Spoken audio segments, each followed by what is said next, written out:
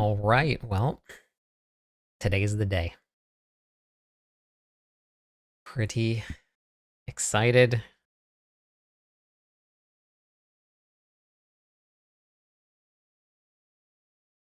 Gonna get the stream set up, make sure that YouTube works.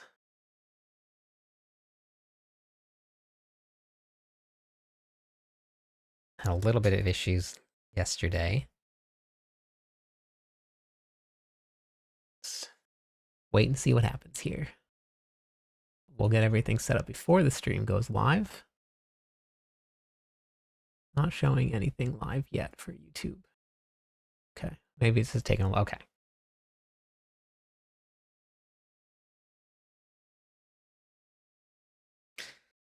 Hope you guys are excited as I am. I'm very, very ready for this.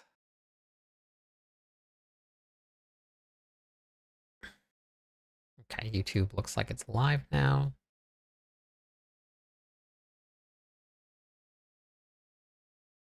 Hopefully it catches back up a little bit. Looks like it's just a little bit behind. But last night did the same thing and then it caught back up here. Just make sure that it's public. Edit.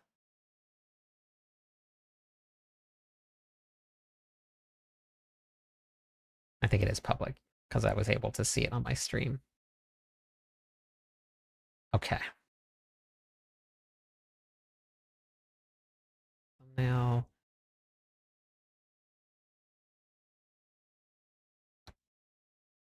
All right. Check on it a couple times just to make sure that we're good.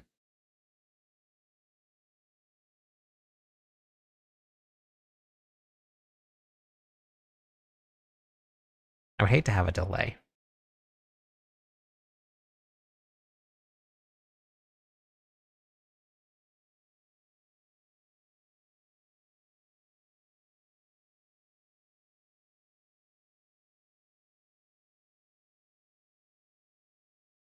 Is it on high latency? Stream settings.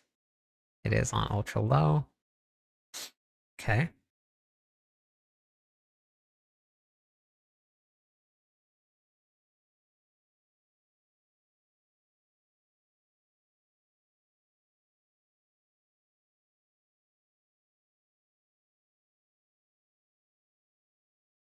It's still like 10, 15 seconds behind. Why is it doing this now? So strange.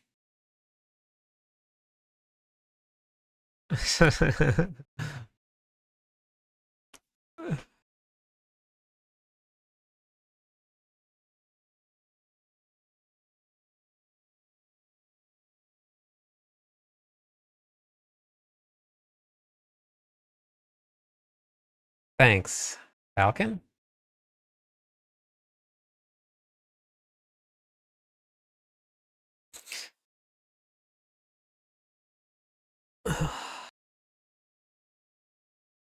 Hoping this catches up. Oh wait, did it catch up? Okay. For some reason, it just takes a little while for YouTube to get caught up. Anthony, how's it going today? Welcome in. I don't know why it does that, but for some reason, it just takes a little while for YouTube to get caught up on everything. Been using all your bills, just starting playing D4 last month. Let's go. Flex Gaming, welcome in. And Gilbert, thank you. Thanks for watching the videos.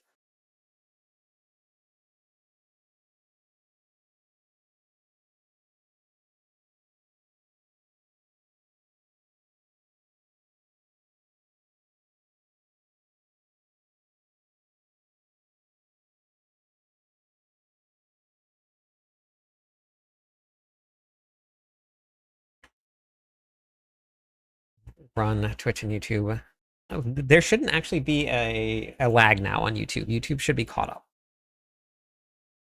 This one, it looks like, let me just double check. I'll just go back and look at it, but I think, there's only like maybe 1 or 2 seconds. Hey, Gilbert, How's it going? Welcome in from Hawaii here. Okay, let me get... I think I'll probably just work on some planners until we actually get the live stream started. Let's find the waiting room for the live stream. And what's really fun about this is that I got my sound fix yesterday, and there shouldn't be any crackling.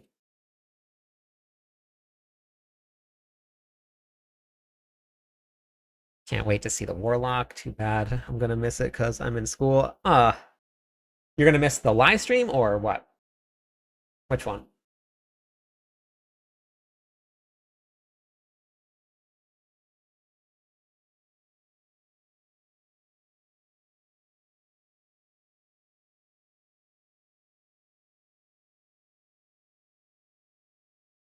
Oh, got it. Okay.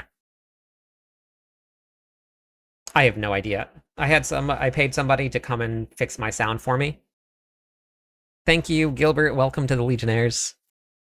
They came and they did a whole bunch of changes to my settings and stuff. Like, they changed so many things with my mixers, what was routing to what was getting sound from where, and it's all fixed now.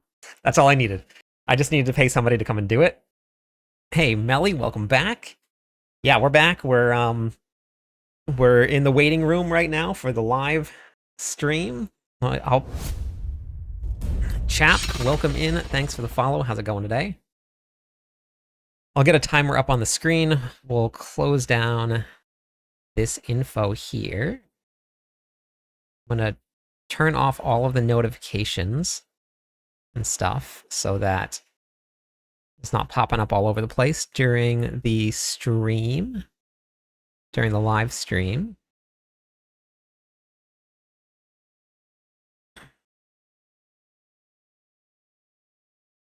Thanks for the follow, Dark.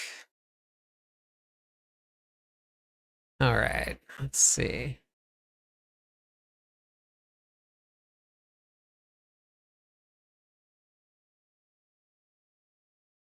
So close, Garden. Yes, drops will be enabled.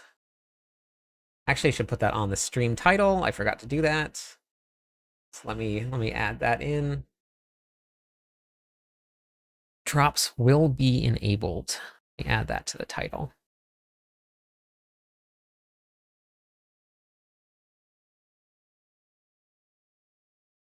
Oops. Drops. Thank you, Falcon, for the 2 months in a row. I know, Summer. I can't wait for the expansion pack either. Hey, Charmed. Okay, let me get Nightbot set up then.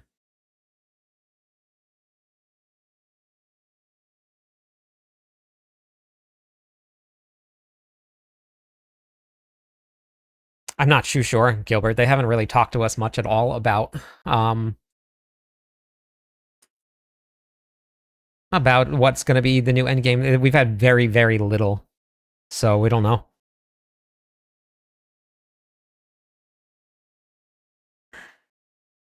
Okay. Well, apparently I don't have that at all. Okay. Diablo 4 is my first ARPG, and I feel like once you get to Torment 4 and your build starts coming together, there will be more in the expansion pack. We'll probably learn a lot more once we get a little bit closer to it, but they've already announced some changes to endgame in the expansion pack. Wait, drops here.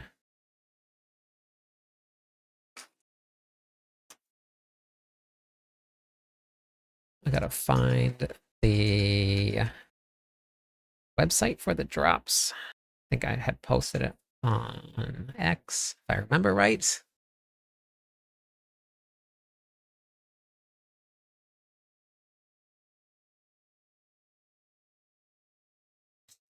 So it's not gear sets. I'm not sure if you saw that or not, but PoE 2 is a great game in its own right, but it's completely different than Diablo 4.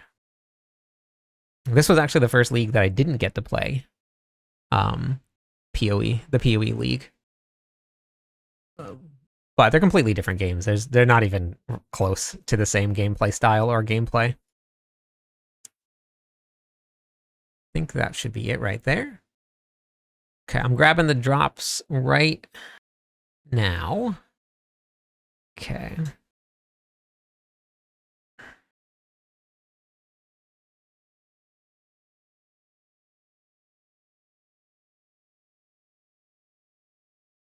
Morning, Dondo. They start at, well, the developer live stream happens. So once the developer live stream starts, that's when you get it. Okay. Create the new command. Okay, and then let's update that. Okay, there you go. Exclamation point drop should bring it up for you if you guys have interested, or if you're interested in it. Squirrel, hello. Neon, hello. How's it going today? Hey, RJ. Thank you for the guides. Really been helpful. Also, Discord community has been super chill. Yeah, no problem. Thanks for being there. JR and RJ. Wow, look at that. No, I do not think the Warlock will shadow drop at all. No one actually knows, Merlando. It's one of the greatest mysteries of the world. It's like the Bermuda Triangle. It's like the 8th wonder of the world.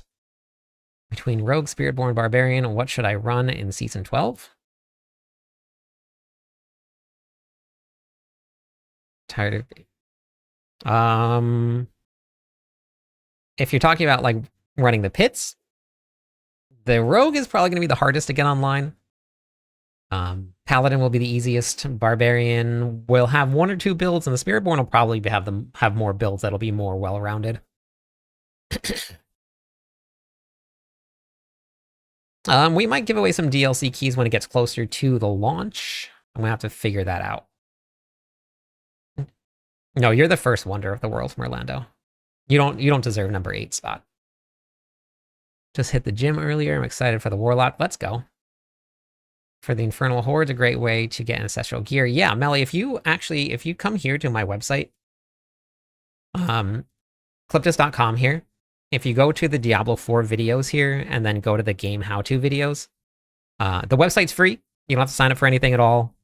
You can go to the gearing secrets right here. This will give you every single spot where you can get guaranteed ancestral gear if you're looking for it. This is the Barb Nation. Let's go. Hey, Rolf. How's it going today? Smog, how are you? So we got...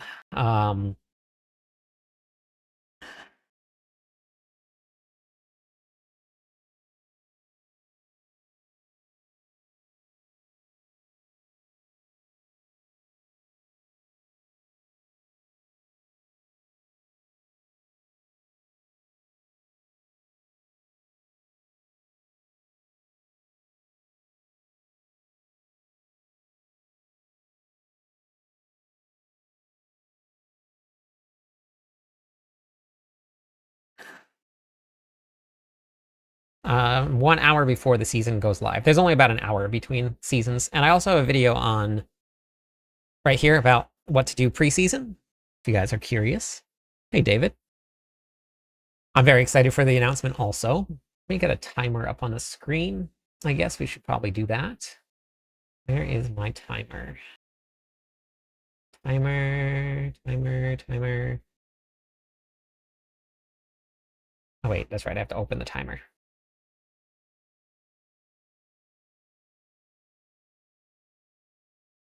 Not a season end timer.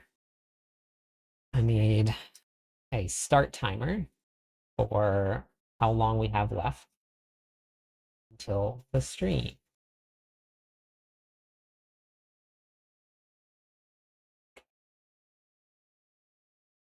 That's not right. Let's stop that.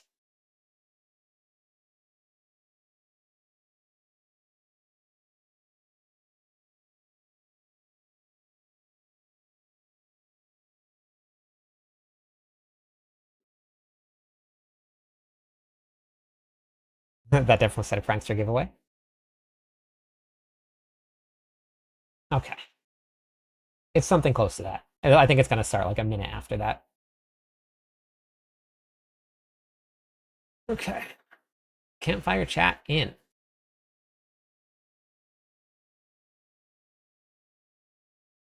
All right.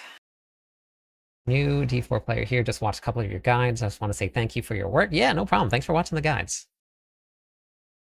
No, season does not start today.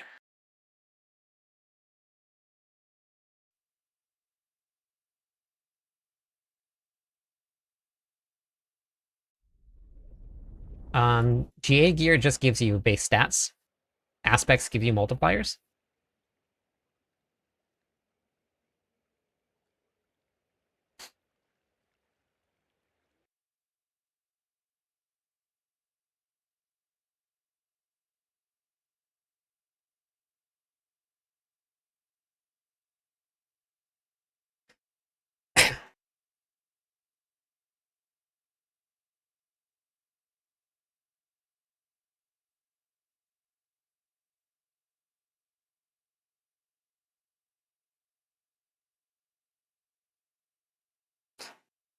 Das, thank you for the follow, and Schmog, thank you for the follow also.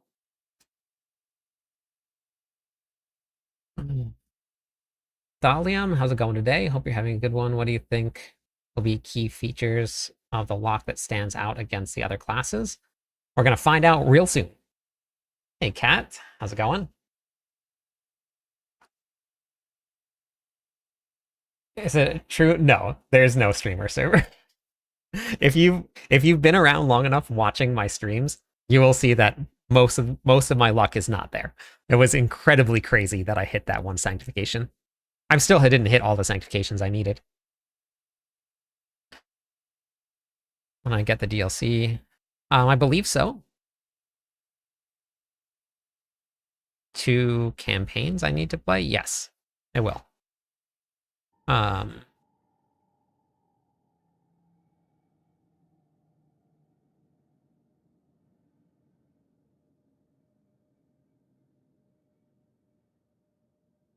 Corrupt, welcome in. Thanks for the follow. Eric, thanks for the subscribe on YouTube. Appreciate it. Wait, we're not getting all of these up in real time. No, it's not weird. Simple, thanks for the follow also.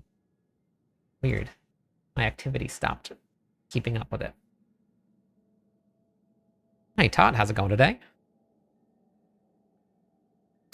We have no idea about next season. No clue. We're going to find out once the season goes live. It did this yesterday, too. Every time I try and open a game for some reason. Hey, Kotak. Hey, Ramir. Hope you enjoy the campfire. I'm very excited for it. Hey, Wise. They don't ever make public what's going to be the best experience or what's going to be the best activities to get experience in the game. They don't make public what's going to be the best obdicite farming. They don't what Forgotten Souls are. They don't tell any of that ever. We get none of that.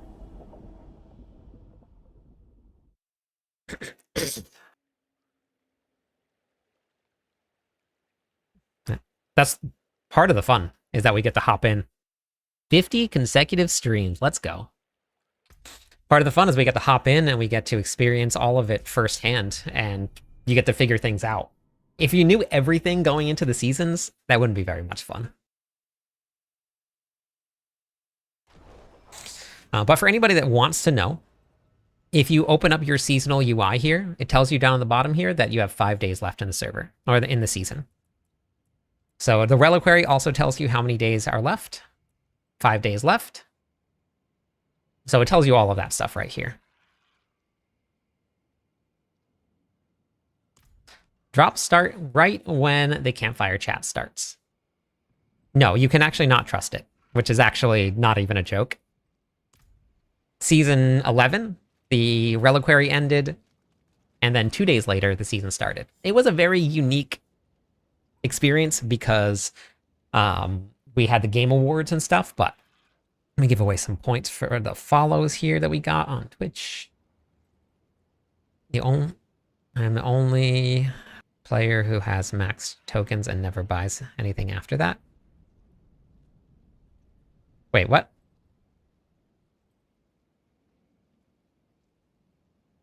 I was just messing around with this. This was I was ice shards, I believe. What was I? We were just messing around with some builds. But I'm pretty sure that it was, oh no, it was Blizzard. That's what I was doing.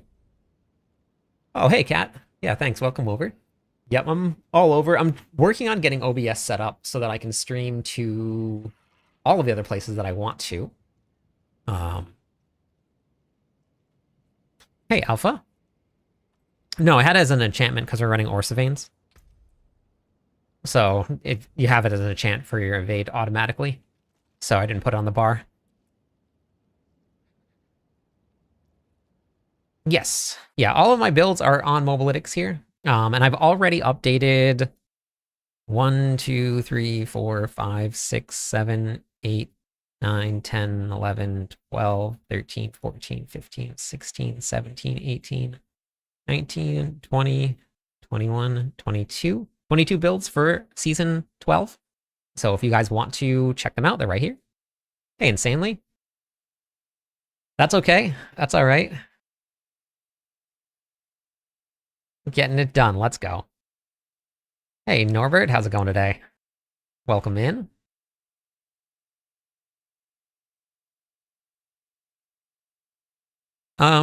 In next season, just based off the PTR, we have no idea. Patch notes aren't here yet. We're going to get the patch notes today, I'm assuming. But on the PTR, Paladin and Druid were pretty much the strongest for pit pushing only. And then behind them was the Spiritborn and Barbarian, then Sork. Sork and Necromancer, and then the Rogues.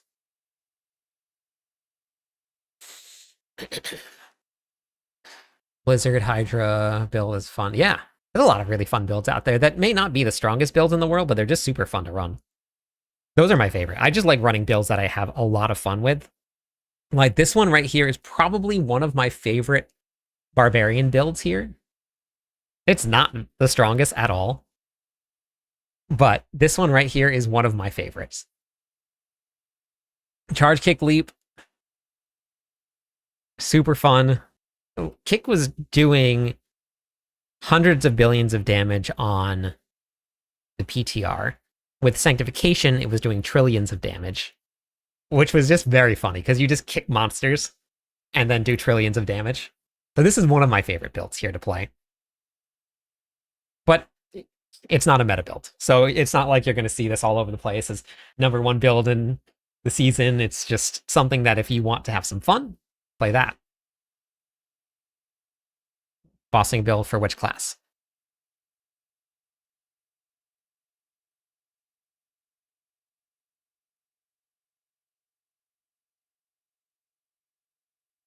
Every class will have a build that can kill bosses. Torment 4 content is not very difficult. The pits is where you're going to have to start scaling up your damage.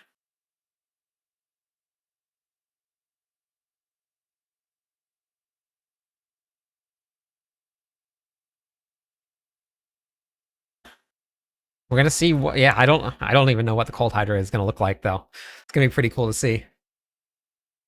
But yeah, if you can clear pit like 75-ish, 80, somewhere around there, then bosses are relatively easy. Asmodan has something called Resilience, just like the world bosses do. And Resilience keeps you from one-shotting them. Because at one point, you used to be able... Barbarians would one-shot world bosses with Hammer of the Ancients. It was a race to see who could get the Hammer of the Ancients off first. Hey, LRM, how's it going today? And people were complaining about it. They didn't like it. They felt like world bosses were trivialized. So they added something called Resilience. And now you can't one-shot world bosses. And Asmodan counts as a world boss.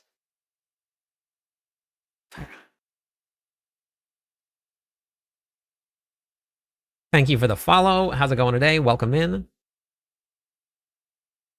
No, if they made lair bosses, because you have to farm lair bosses so much, and that's just part of the way the game is, if they added Resilience, people would lose their mind. Sometimes builds change to something more min-max. Timing resource management's made the game Gotcha. Yeah, I mean, it really really depends. Hey, Roar, how's it going today? Roar car? Doing good. Yeah. So they tried to add in something to make the bosses a little more interesting. They added in like a phase where like you could go through different phases of the boss, and people absolutely hated it. Hated it because it took 2 to 3 seconds instead of 1 second. It was like the biggest deal of the season when they tried to do it. Live stream is not active. We have 28 minutes left. Close. Yeah. Yeah, we're there. 26 minutes left is what I meant.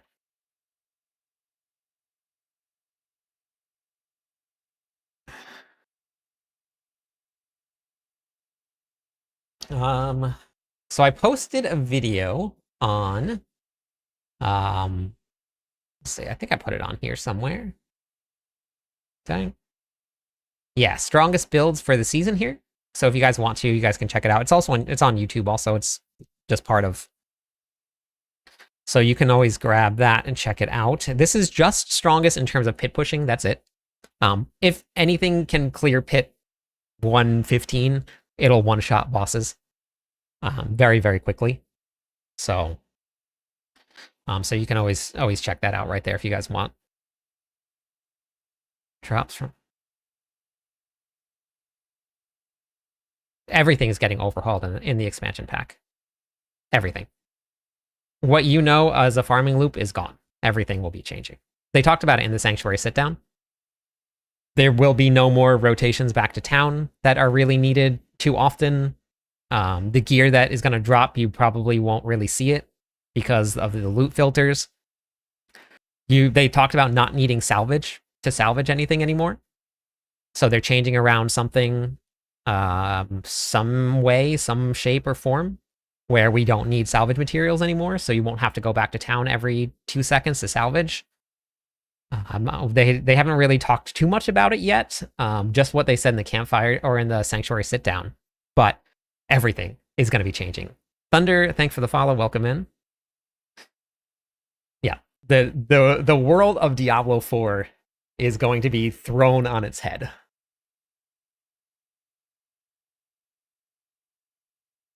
No, Paladin will not only be good for pits, but just the video that I made was just based on pit clears, not based on like all around builds. That's it.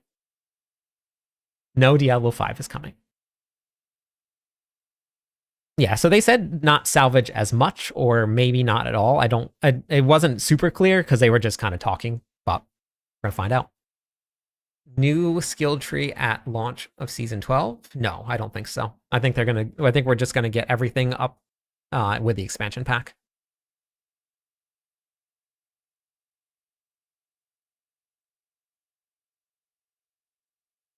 Okay. Diablo 666. That should be the name of the game. All right, I'm going to run to the bathroom real fast before we start. Got 23 minutes left.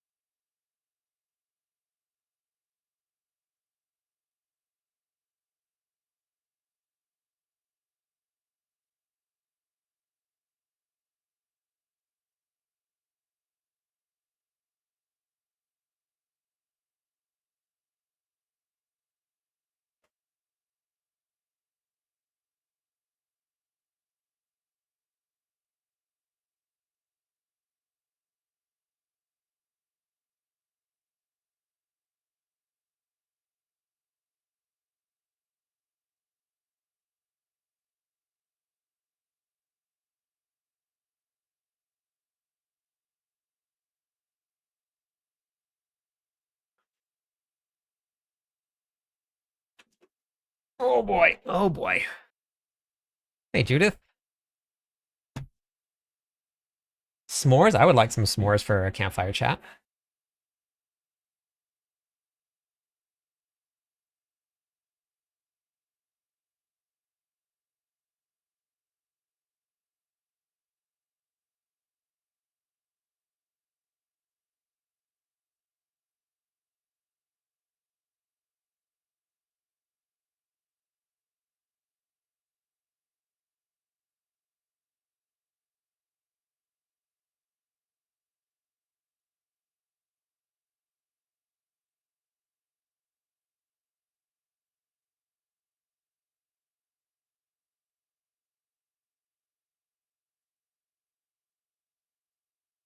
All right. LMLRM, welcome to the Legionnaires. Thank you so much. Prefer vanilla or chocolate ice cream? I don't eat much ice cream, but vanilla.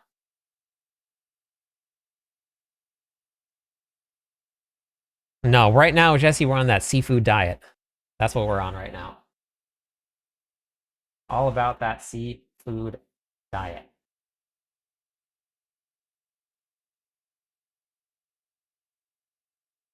But for anybody that hasn't joined us yet, we have a really great Discord server. Very active, lots of people playing Diablo 4, and we're going to be doing launch day races. Not races. Well, we're going to do races, and we're also going to do launch day groups. So there's two different things that are going to be happening. One, we're going to be racing to capstone number 5, teams of 4. On the line is some free battle passes if you guys want to hop into the race. And then on top of that, we also have groups that are going to be going out. And those groups, thank you for the follow, welcome in. Those groups are randomly paired with people. If you don't have a group, you just get randomly paired. You get to go out into the world at the launch of the season. You get to play with people. Lawman, thank you so much. Thanks for the subscribes on YouTube also. You get to go out into the season together, explore, share gear, trade. It is super fun. So the signups are in Discord. Exclamation point Discord will bring up the link for you if you guys want to check it out. Yeah, seafood and eat it. That's the one that we're on right now. Yep. That's the one. For breakfast, I had 3 hard-boiled eggs and a protein shake. Yep. So I had, for breakfast, I had, thank you for the follow. I don't know. We have no idea about the collab. So my protein shake's here. This is probably about 1,500 calories. So we're going to be doing this right now while we're watching. And then I already ate breakfast. Got a hype train incoming. Let's go. I'm not too sure what for, but thank you. Super excited about this. So when the Campfire chat goes live, I'll have very minimal commentary during it. We'll talk a little bit, but very minimal. And I'll remove everything off the screen and I'll move multi-chat a little bit, probably to like the middle center. Yes. Yeah, Schmore. Schmogert? Schmogert?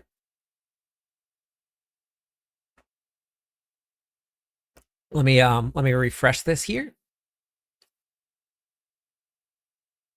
We'll just this here. Thank you for the bits. Let's go.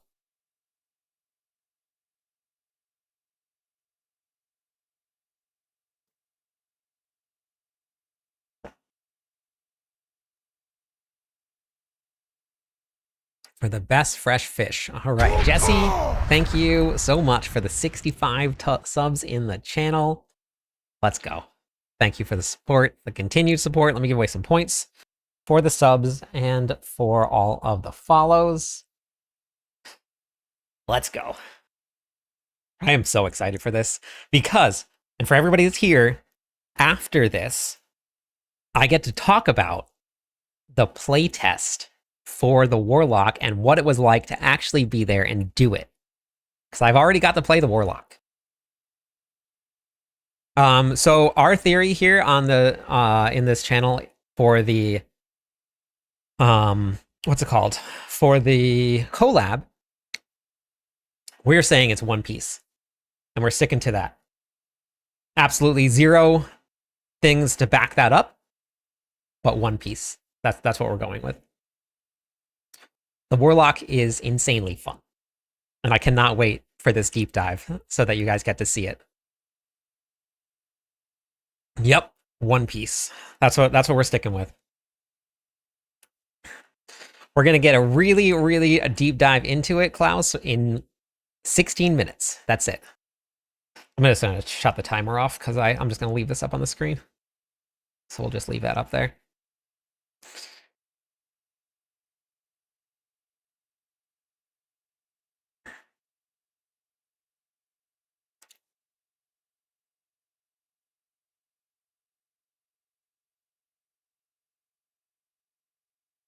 Well, season journey would only be for the season reality, though. That would be like adding seasons to Eternal Realm if you did that.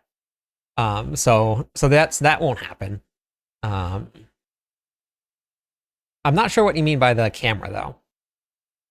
What happens if you were to break the NDA? Probably would get kicked out of the Diablo Partner Program, and I'm not going to do that. So, well, that's true, Orlando. Yeah, I do always have fun. So asking if I had fun is probably I always have fun though. Shadow dropping would just kind of take away from the whole thing. Good morning, Hala. Good morning, Onion. Good morning, Andrew. Hey, Guts. I don't think the collab's going to come back. They've never seen them bring back another one. Hey, Maizen, how's it going today? 15 more minutes. 15. 1-5. Heck yeah.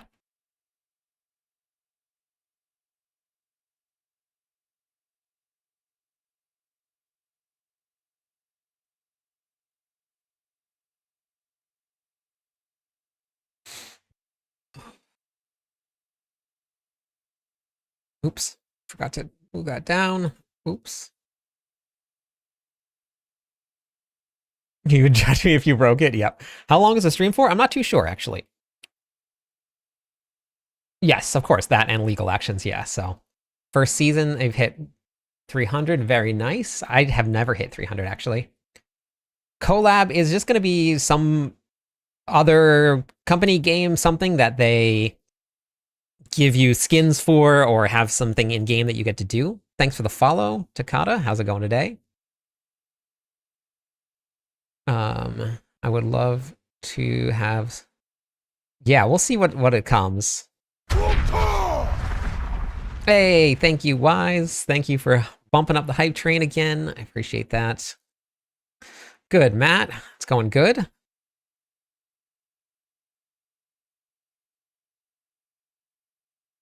Does it mean you? No, Miguel. Diablo Partner is basically like your liaison for everybody here that's watching. You just give the feedback that your community is giving to the developers. They don't pay you for it. If you stretch your legs and kick the power cord this time, you're unfollowing. That's fine. Hey, Peter.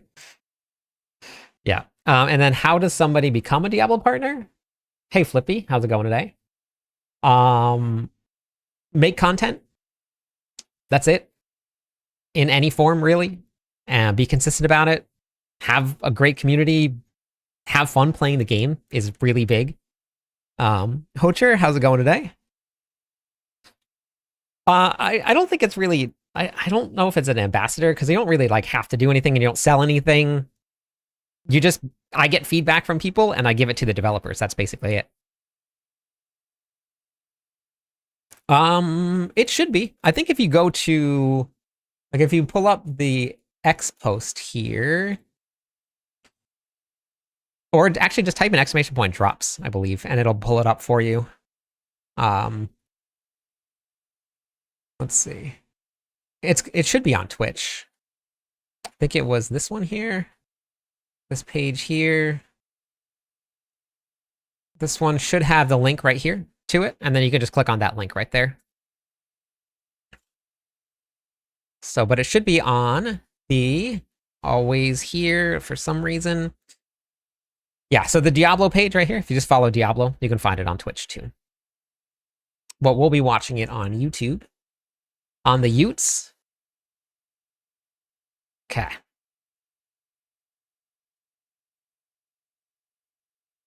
Oh, perfect. Nice cat. Very nice.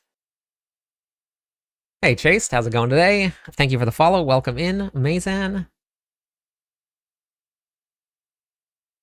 Okay. The drops start right when the live chat starts. I think I'm going to make myself a little bit smaller. I actually am the barbarian writer for Mobalytics supporter. So I do all of the writing for them for that class. Hey, Tim. Hey, Darth. 2 more minutes on the hype train, then we'll give away some points. Thank you for that sub. I appreciate it. I will be a heretic. Okay.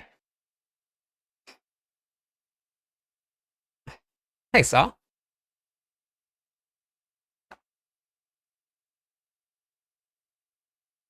Star Knight. 11 more minutes to go. Thank you for the subs on YouTube over there. We got Andrew, Lady Death, Sean, Scott. Appreciate it.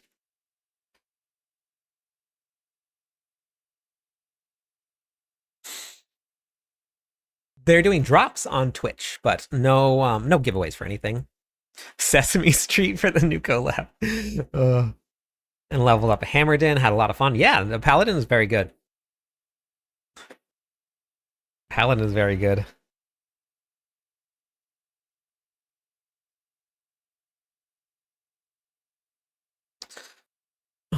Big Bird Hoda. Oh, 2,000 bits. Wow, thank you. I appreciate it. Thank you. Level up that hype train. Let's go.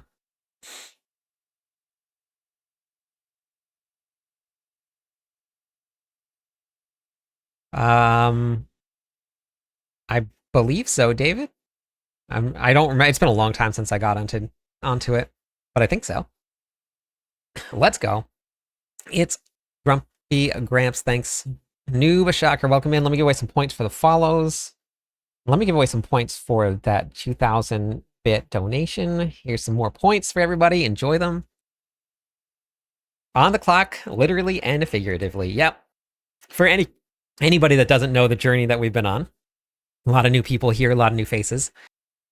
I am less than 1 month into full-time content creation.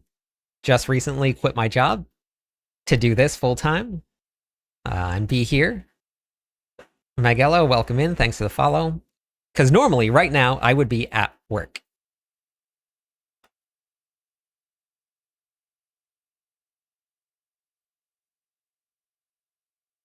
Charge bar was very fun.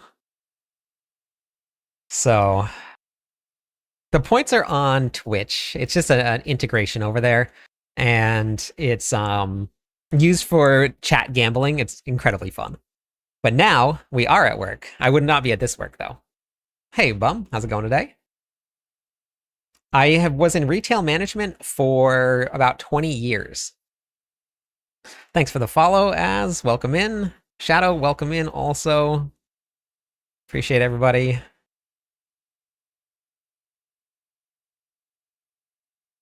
Real workers for jobs. I actually work more here doing this than I was at my other job, but it's fun to do. And only working one job is really nice. I was doing 2, so just having 1 is so nice. Big quality of life.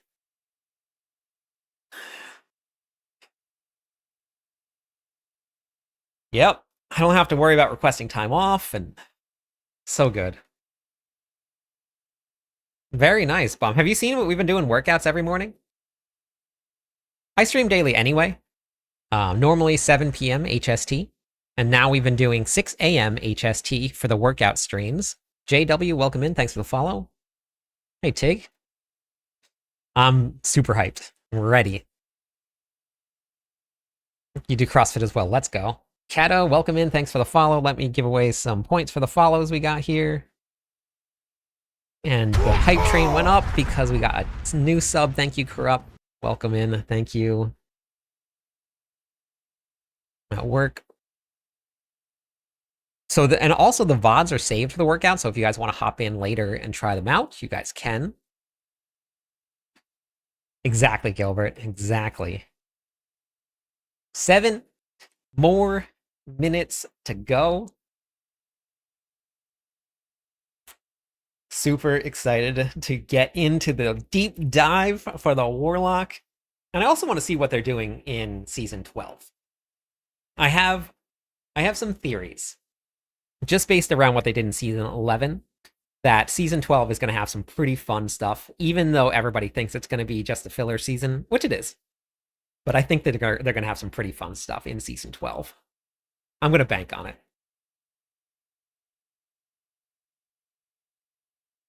I wonder if I'm going to have fun in Season 12.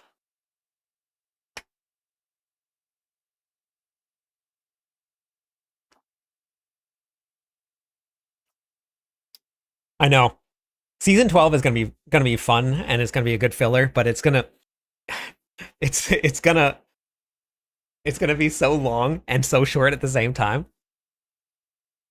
Oh. Hey, Dondo, thank you. Hype train leveled up. Let's go. Thank you. Yeah, first season. Yep, first season where I can do all of the content I want whenever I want. Now, I didn't quit my job to stream more. I quit the job so I can make more videos. That's really what I want to do. I like making videos, and I like making how-to videos and guides to help teach people things. So streaming time probably won't change all too much. Whoa, hello.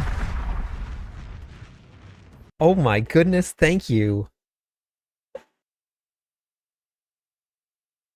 Wow, let me give away some points. A lot of points. Holy cow. Hopefully somebody on got some points. Got some subs. Let's go. Wow, thank you so much. Level 8 hype train. Let's go. Big subs. Wow, thank you. Thank you. Everybody enjoy all the points. Hopefully people got some subs there. Hey, Maximus, how's it going? Naughty Dog, welcome in. Thank you for the follow. We want to be unemployed. I kind of am unemployed. I'm self-employed, which is sort of unemployed. You got a gifted sub? Oh, get me a gift. Get me a sub. Oh, gotcha. Yes. Ah, there we go. Oatmeal got hit with it. I'm good. Afro, how are you?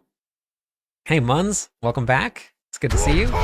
Thank you, Zalo, for the sub. This was my first season Diablo 4. Your videos on YouTube were super helpful. That's awesome. Simple. I'm glad they helped.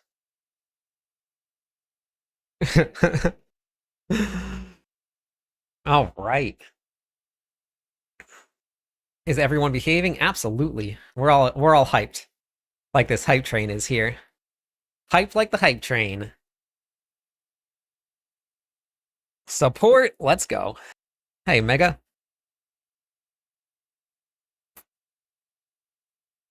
Everybody should hop into Discord with us. Please join up on Discord. Hey, Az. New to Twitch, love the D4 YouTube videos. Thanks for watching. Exclamation point, Discord. We'll bring up the Discord link for you guys. I will be at BlizzCon. Let me know how the volume is. I'm going to hear it in just a second.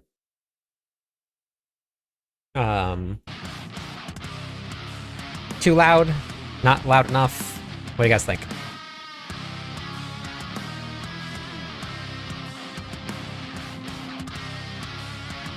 Meeting right now when it starts. Yes, it's going to be recorded here, and I'll post some videos about it, Noob Shocker. I am now a chieftain of YouTube. Yeah, exactly. A little too loud? Okay. Fine. Fine. Fine. Too low. Fine. I'm not sure who the band is. It's... Okay, we'll see what happens when they start talking, and I'll adjust the sound a little bit after they start talking. This is the Diablo intro music that they're running with right now. Yeah. Well, I'll adjust it right after they start talking. So when this goes live, I'm not going to be responding too much to chat. I'm going to keep responses and stuff to a minimum, and I just want to watch, and we'll talk maybe a little bit every now and then about what's going on the screen, but not all too much. I like this to be like a nice, easy playthrough. People get to watch with me and just hang out. Thank you for the follows. Welcome in, everybody. All right, sounds good, Sophia.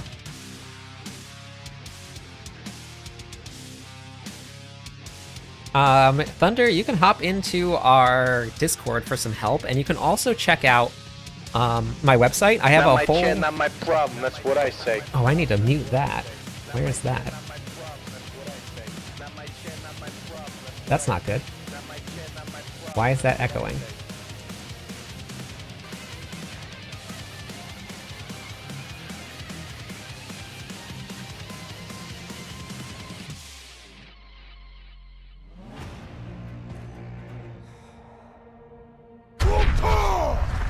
That's still making noises also. How do I mute it? Wait, I know how to mute it. Hold on. I think I know how to mute it. Can you guys still hear music right now?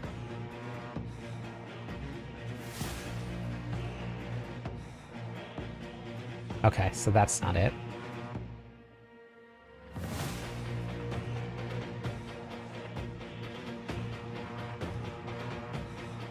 I just had a whole bunch of new alerts or new sound setups, and I don't know how to do everything. They just redid all my sound yesterday, so I don't really know how to set everything up and how to mute it all yet. Okay. So I thought I changed that, but apparently not. All right, here we go, everybody.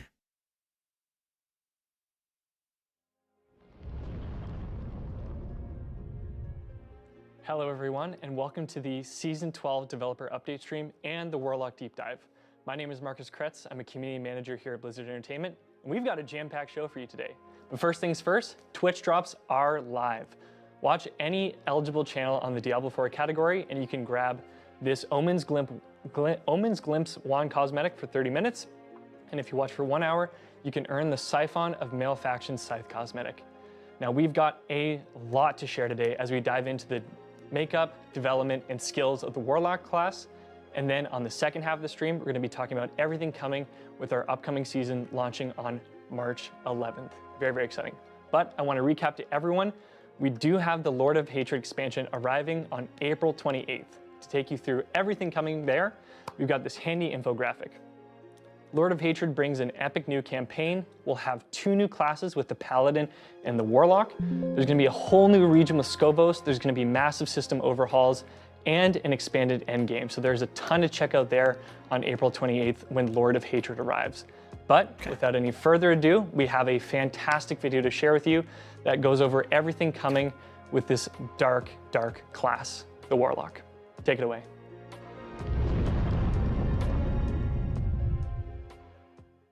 Let's hey go. Everyone. Thanks for joining us for the official Warlock Deep Dive.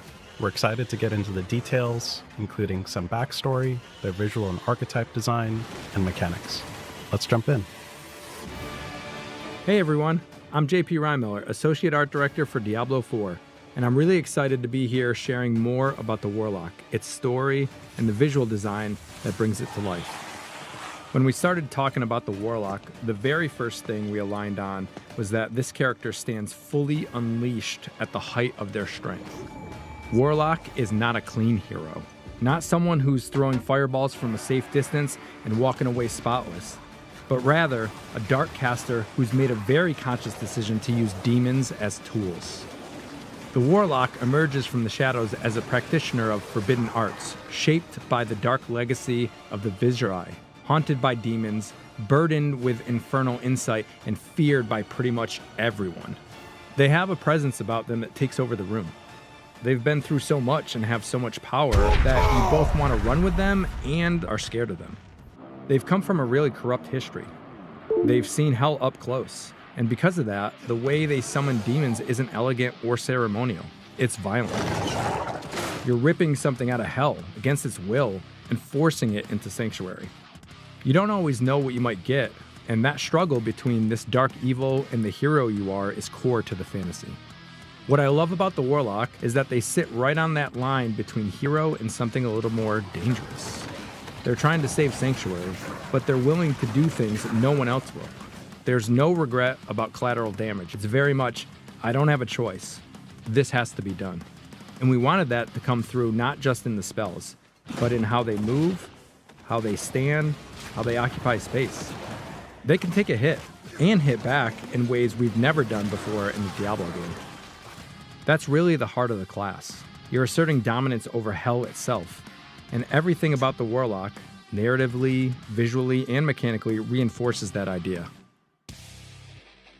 When we were figuring out the visual direction for the Warlock, we knew pretty early on we didn't want them to feel like a traditional fantasy caster.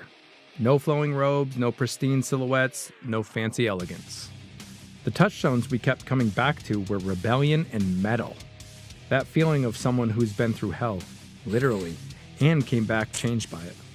Visually, we wanted the Warlock to feel intimidating. To be honest, a lot of that inspiration comes from metal music culture.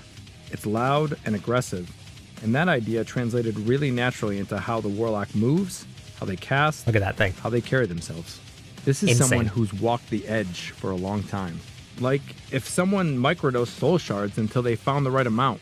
So we leaned into the color vibe of working in a machine shop and having the oil and dirt on you.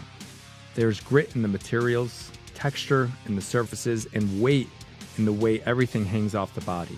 Nothing feels ornamental for ornament's sake. They're not trying to look heroic. They look the way they do because that's what surviving hell does to you. Everything visually is there to support that story. It's so cool. Layered atop this is a visual design where strong demonic colors of VFX intertwine with physical motion that sets the stage for their lore as a caster, who bends demons and infernal forces to their will, giving the class an otherworldly presence. There's a unique aspect to how we crafted this hero. Character art was a huge part of this class from the beginning.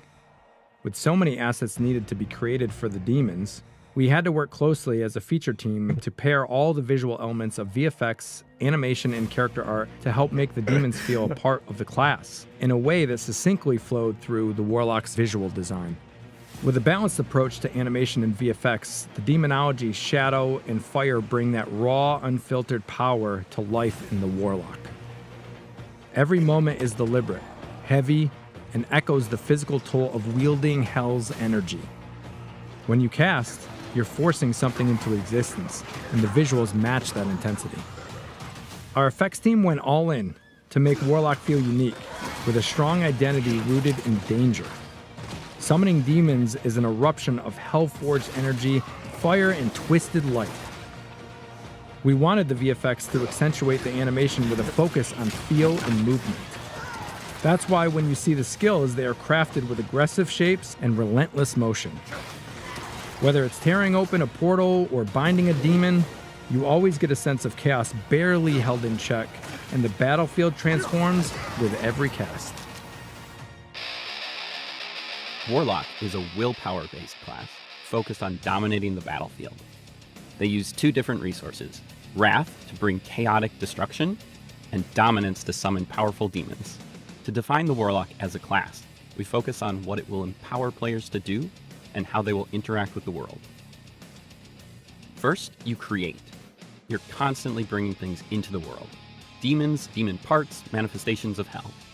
For example, you might command Fallen to pass through the environment. Or Willpower. you might block off areas with Wall of Agony, actively shaping the battlefield with your summoned creations. Then you control. A lot of your power comes from deciding where those demons go, how long they stay alive, and what state they're in. You're controlling the battlefield by positioning and commanding demons while locking down enemies. This is where Warlock is really able to flex its willpower and feel a sense of deliberate domination. You could order the Tortured Wretch to taunt foes into reckless attacks, or direct the Profane Sentinel to blast your Thing's chosen insane. target. Every action is an announcement of your authority over the chaos you've summoned. And finally, you combo. Almost nothing exists in isolation. You're encouraged to chain interactions, summon something, modify it, assume it, detonate it, or use it to empower the next action. The system rewards you for thinking a step ahead. Kill both enemies and demons swiftly with bombardment, fueling Sigil of Summons to unleash the next wave of demons. What's important is that these layers feed into each other. Creating gives you options. Control lets you shape those options, and comboing turns them into a payoff. So the Warlock isn't just executing a single fixed rotation. It's about building a small ecosystem in combat, and then deciding See how the demons? aggressively or how cleverly you want to collapse it. The core idea behind Soul Shards is really about transformation, saying, I'm not just summoning demons anymore, I'm actually incorporating hell into myself. With the Soul Shard system, you fuse a demon straight into your body. Picking a Soul Shard is the rulebook for everything you do in-game, shaping your powers and how you play from the ground up. You choose from 4 primary shards. Each shard represents a fundamentally different playstyle direction, mutating your character by stealing powers from hell and your bound demon. Each primary shard does 2 major things. First, it grants a transformative playstyle passive that alters your core gameplay loop. How you summon demons, how you control them, and how you chain effects together. Second, it binds a specific demon pet to you, directly tied to the shard's identity. Within each primary shard, you then select one Finally. of 3 fragment sub-options. Fragments act as specialization layers. They don't change what the shard is, but they absolutely change how it behaves, what you prioritize, what resources you lean on, and how your abilities interact. The result is that the shards open up new and unique transformative options for how you interact with the world and your demon. You can write it. When you see a Warlock in action, you can tell what they chose, not because of a tooltip, but because of how their gameplay unfolds. One of the big pillars of the Warlock Yes. is that although you're a summoner of hell, these entities are not behaving like conventional pets. Most summons are temporary. Warlocks brutally discard them once they have served their purpose. But with a Soul Shard, you choose to persistently bind one of 4 powerful demons to supercharge your playstyle. With Legion, the focus is on biological demon generation. This demon specializes in spawning physical demonic bodies into the world. Mechanically, that gives you more entities to control, reposition, and chain together, which supports builds that scale through volume and chaotic pressure. Here you have the demon Agram, who embodies this chaotic approach. Using its Spit command, Agram can unleash corrosive projectiles across the battlefield that burst into smaller demons on impact.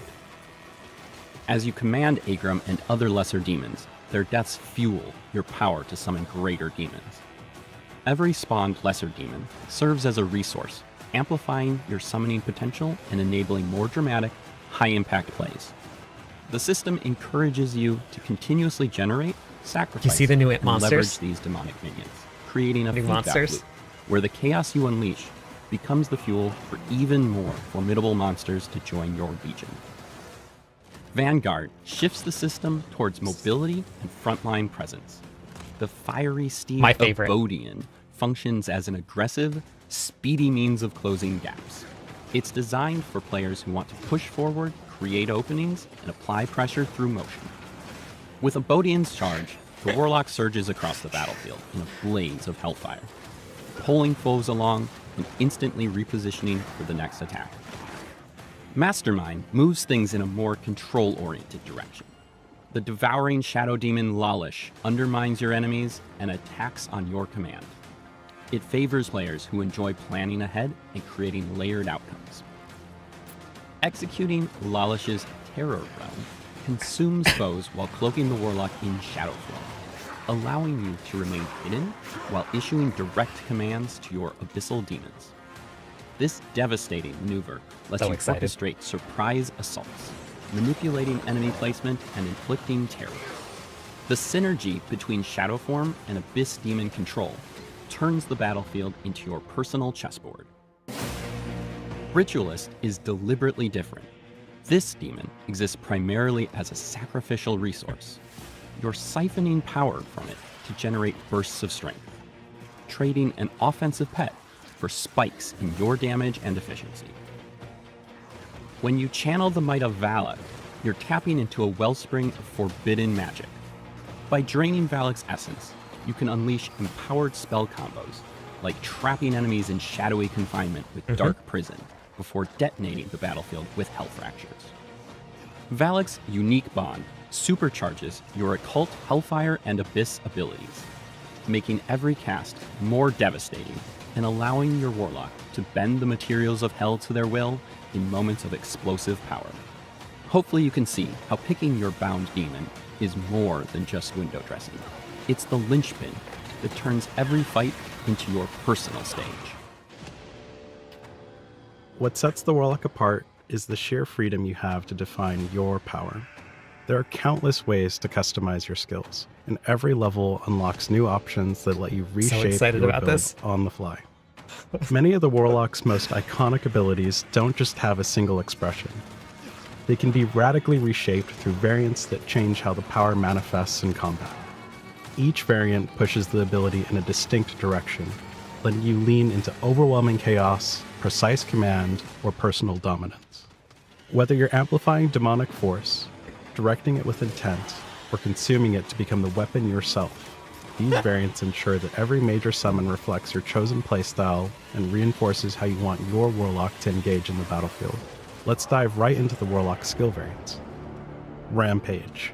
You unleash a rampaging demon brute onto the battlefield, a living engine of chaos that smashes through anything unlucky enough to stand in its way. Abyssal Titan. The demon brute becomes an Abyssal Titan, larger and imbued with the shadows of hell. You may directly order this brute to perform devastating leap attacks. Demonic Smash. You consume the brute's power, gaining demon form and allowing you yourself to jump into the battlefield. I love this. Sigil of Summons. Perform occult rituals to summon additional demons. Customize how you perform this ritual and what comes out. Summon Succubus. Summon 2 greater succubi that inflict terrible, terrible shadow damage. Summon Hellworm. Summon a Hellworm that mimics your own demon summoning even more demons. Fiend of Abaddon.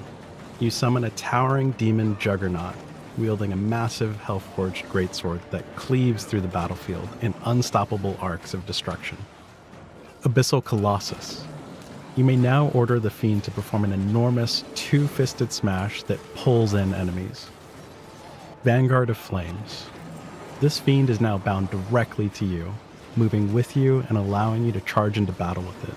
This is especially cool with the Rampage Demonic Smash variant, since you can leap yourself with this Fiend attached to you. We're so excited for all of you to shape your Warlock playstyle I with your love own that. devastating abilities and unique variants. It's so cool. Options are as dynamic as they are powerful. Dive deep and discover the combinations that unleash your true potential. That wraps up our Warlock deep dive for now. Thank you to our incredible community for your ongoing passion and enthusiasm.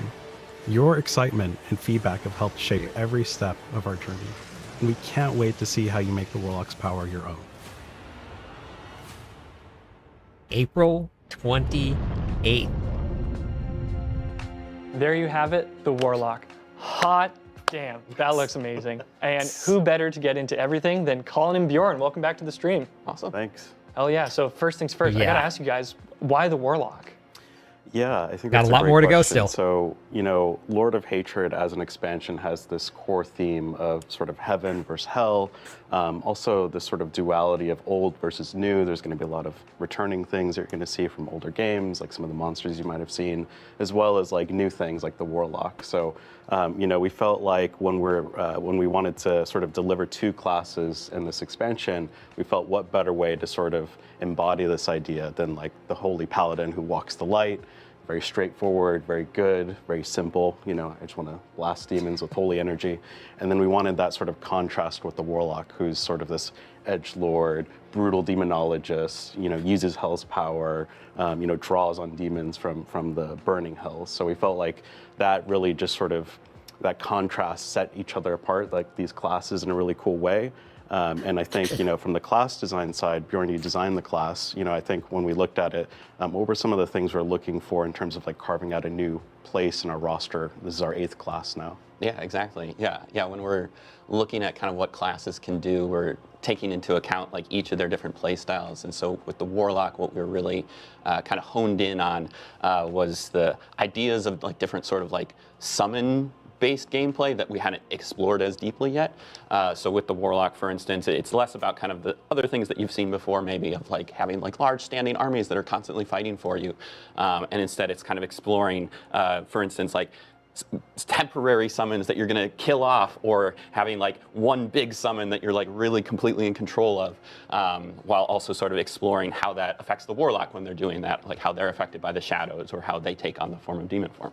Yeah, like I loved it in the video how like the Warlock is not standing at the back, like they're right in there flinging demons, like a little meat trebuchets. Like it's pretty awesome to see. And I mean, yeah, there's so much to chew on with the class. Like, what are you both most excited for players to get into?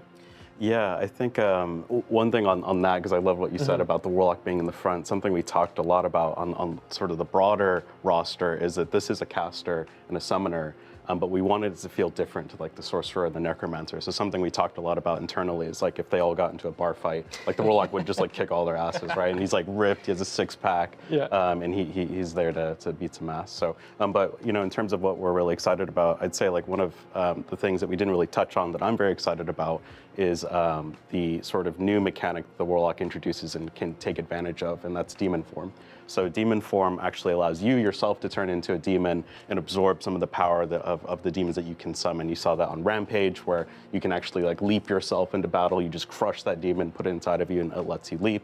Another is like you saw maybe in the video where you rip this demon head out of the ground and it starts spewing fire. When you're the demon, you actually just get to spew this fire from your mouth itself. And we just think that that's such a badass way to play. And I think one of the really cool things about demon form itself is that the ultimate metamorphosis allows you to swap back and forth between human form and demon form. And what that means is you actually get sort of like almost like 10 different abilities you get to play with, because demon form is going to replace a bunch of your abilities. I know that you spent a lot of time like thinking about how we want this to play out. Yeah. I mean, and even talking to kind of what you were saying of kind of leveraging the new systems kind of that we have. So specifically the new skill tree, having all the new variants in it too, kind of let us really explore that. So for instance, like all of those Archfiend skills you're talking about, they all have a version where it's like, now I want to do the thing as a demon myself. So like that's always a thing you can say, like, hey, I just want the Infernal Breath. Like I want to be able to breathe fire. You can always just take that variant and put it into your skill kit. But kind of as you're saying, Metamorphosis is that additional option of like, hey, maybe I always want to be able to summon the fire-breathing head, but then Metamorphosis lets me essentially dynamically swap which variant I have equipped mid-fight and sort of get that additional skill bar essentially, which I think is a really neat kind of way to let you build kind of whether or not you want to go all in on the fire breath or if you wanted to swap back and forth between summoning and doing it yourself, which I think is pretty neat. Yeah, it's really like a unique playstyle in that you summon a bunch of these Archfiend greater demons and then swap in a demon form to really build back up dominance to use them yourself. I think like it also goes back to that like duality that we've been talking about for Lord of Hatred. The Warlock itself is like a pretty crunchy and complicated class in contrast to the Paladin, right? The Paladin's very straightforward, whereas the Warlock is much more sort of, I don't want to say intelligent, but a little bit more methodical, and there's a lot to get into on the build crafting and system side that we're really excited to sort of have everyone play with. Yeah, I think it's so cool that like I liked what you said about like how the Warlock can embody demons. It's like the Warlock's not going to tell the demons to do anything he's not willing to do himself. Yeah, like, he's willing to get in there and get dirty. Yeah, and it really like you get to pick like, do I want to just do it myself or do I want to tell the demons explicitly? You saw that with Shadow Form where like the Warlock snuck up on a group of enemies. They didn't even know he was there and blew them all up. Or you can really lean into that like chaos of just summoning hundreds of demons that are all going to die and fuel your energy. Yeah, it's a super intense class fantasy, and Bjorn, I like what you said about the skill variants. Like, it opens up a ton of different possibilities. With those possibilities, it also brings the question of like, how are you and the team going to approach class balance as the Lord of Hatred expansion comes out? There's going to be a ton to work with. Yeah, I mean, we want it to be fun, so it's going to tear shit up. But I think really balance, like the name implies, it's a sliding scale. And we use this approach even in seasons when we do collectible powers or anything new. We know there's a learning curve to learning a new class or anything in the game. So we generally err on the side of it being a little bit stronger to sort of make up for that learning curve. But we also, just on the side of like with anything new, we want to make sure that there's a lot of different ways to play the class. So we're going to generally make sure that, no matter what option you pick, you're going to feel powerful, you're going to feel badass and awesome. So, we're going to do our best to make sure that it's not completely destroying the game, but what we care about a lot Season is that 12 the class also. feels powerful. They're going to and talk you're gonna about have a lot Season of 12 different as well. options that are going to feel crunchy and cool. That's awesome. Yeah, it's really cool to know that there's going to be a class with like a really high ceiling that you can, explore and get to know and really, min-max to the max when it comes out. So that's awesome. So Colin, Bjorn, thank you so much. Really appreciate you being here. We are going to have Colin and Bjorn come back towards the end of the stream for Q&A. So if you have any questions for Colin and Bjorn, please drop them into Twitch chat. We'll be collecting those and saving them for later. But we do want to share with you, before Lord of Hatred comes out, we actually do have some extra bonuses if you pre-order that are themed around the Warlock, which is really cool. So coming on March 11th with the 2.6.0 patch update, we're actually going to have a Warlock back trophy. This is reactive, by the way, and a town portal, which is pretty badass. Yeah, Portal just wants a hug. So and then when Lord of Hatred actually launches on April 28th, we'll also have this Warlock skin that you'll get as well from the pre-purchase expansion. So if you have it already, if you pre-purchased already, you'll get it. 11th, and then more to come when Lord of Hatred launches, which is pretty awesome. And that is the Infernal Apostle Warlock cosmetic bundle. That is a chunky mouthful. That's a lot, yeah. Yeah. I think if you've already pre-purchased it, I think you'll get it then. That's what I took out of that. And we're going to bring in some new people to check out everything coming with our next season. But also, I think they said season 11 or 12 is on the 11th, not the 10th.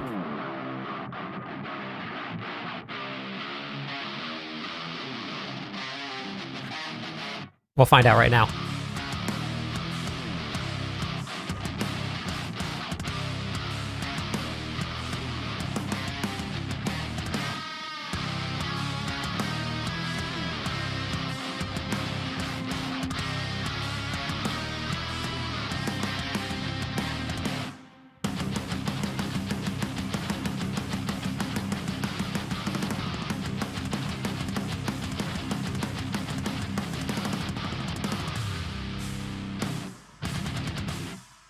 I need to get some like in-ear stuff because like these are very warm. It's very warm in here. But yeah, so that's the Warlock. Now I have a lot more to go over. I have a lot more detail that I can show you guys after the stream. That here, actually, let me just do this here real quick until they come back. I have a lot more detailed information about the Warlock than what they even showed on stream here in the deep dive. So I can go over that after they finish the season 12 stuff. So I'm going to go over that. Sets are coming in the form of talisman. They're not coming in the form of gear. There will be no gear sets in Diablo 4. They said that early on, which I'm really glad they did. So I'm pretty excited to be able to go over all that stuff. I can't talk about it yet, but we're going to talk about a lot more of the Warlock after the live stream, including my time actually getting to play test it, what it felt like to play. So I'm pretty excited, and I actually saw a lot of new stuff there that I didn't even get to see either. So I'm pretty stoked about this. Thank you all for all the follows. Thanks for all the subscriptions, and thanks to everybody for being here today. I'm pretty excited about this. Hopefully we get the next section going for the stream. Not sure if they're just swapping everything out or what. Looking forward. Yeah, I'm looking forward to playing the Warlock too.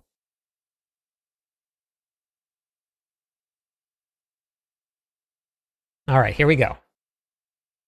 Hey everybody, welcome back, and now we're going to get into everything coming with our upcoming season. We've got a few familiar faces here. Aislinn, welcome back to the stream. Good to be here. Dan Tangway, in the flesh. How's it going? It's going all right. Good to see you. Thanks for coming. Yeah. Hell yeah. Yeah, excited for it. Yeah, it's going to be great. So where we last left off with the players, we had the PTR. They know that kill streaks are coming. We've got bloodied items. Yep. There's a lot to chew on in the season, but there's also a lot more that we didn't share. So do you want to walk us through what they can expect? Yeah, so before we jump into a video, let me just kind of tee up kind of our thinking behind this season. So, when we looked at the roadmap for Lord of Hatred, we saw that we really needed to develop kind of a shorter season, a punchy season. And so, rifled through some ideas, and then we remembered that we built a pretty strong foundation from our previous season. So we needed to build on top of that. And then when the team came up with this particular idea, and it just felt really novel, and it just fit really well. So without further ado, I guess, let's check out the video, and then we can talk more about it. Yeah.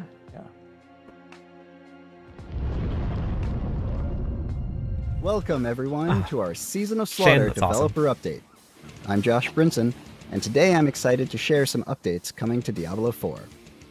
As we gear up for the release of Lord of Hatred, Thank you. we're exploring new systems that push Diablo into fresh, unexpected territory, embracing innovation while staying true to its dark roots. While this may be a shorter season, Season of Slaughter encourages experimentation, leans into mystery, and leaves room for surprises that are best uncovered by players through their own journey. For the first time in Diablo history, you can embrace your inner demon and transform into one of Hell's fiercest monstrosities, the Butcher. Let's get right into it.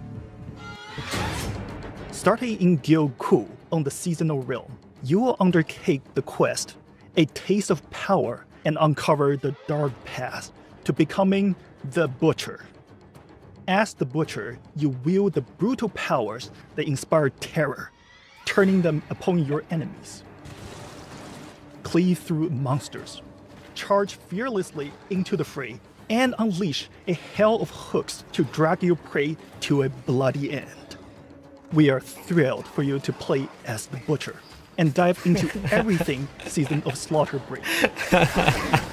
Whether you are chasing faster progression or craving fresh ways to tear through Sanctuary, we are excited for your journey.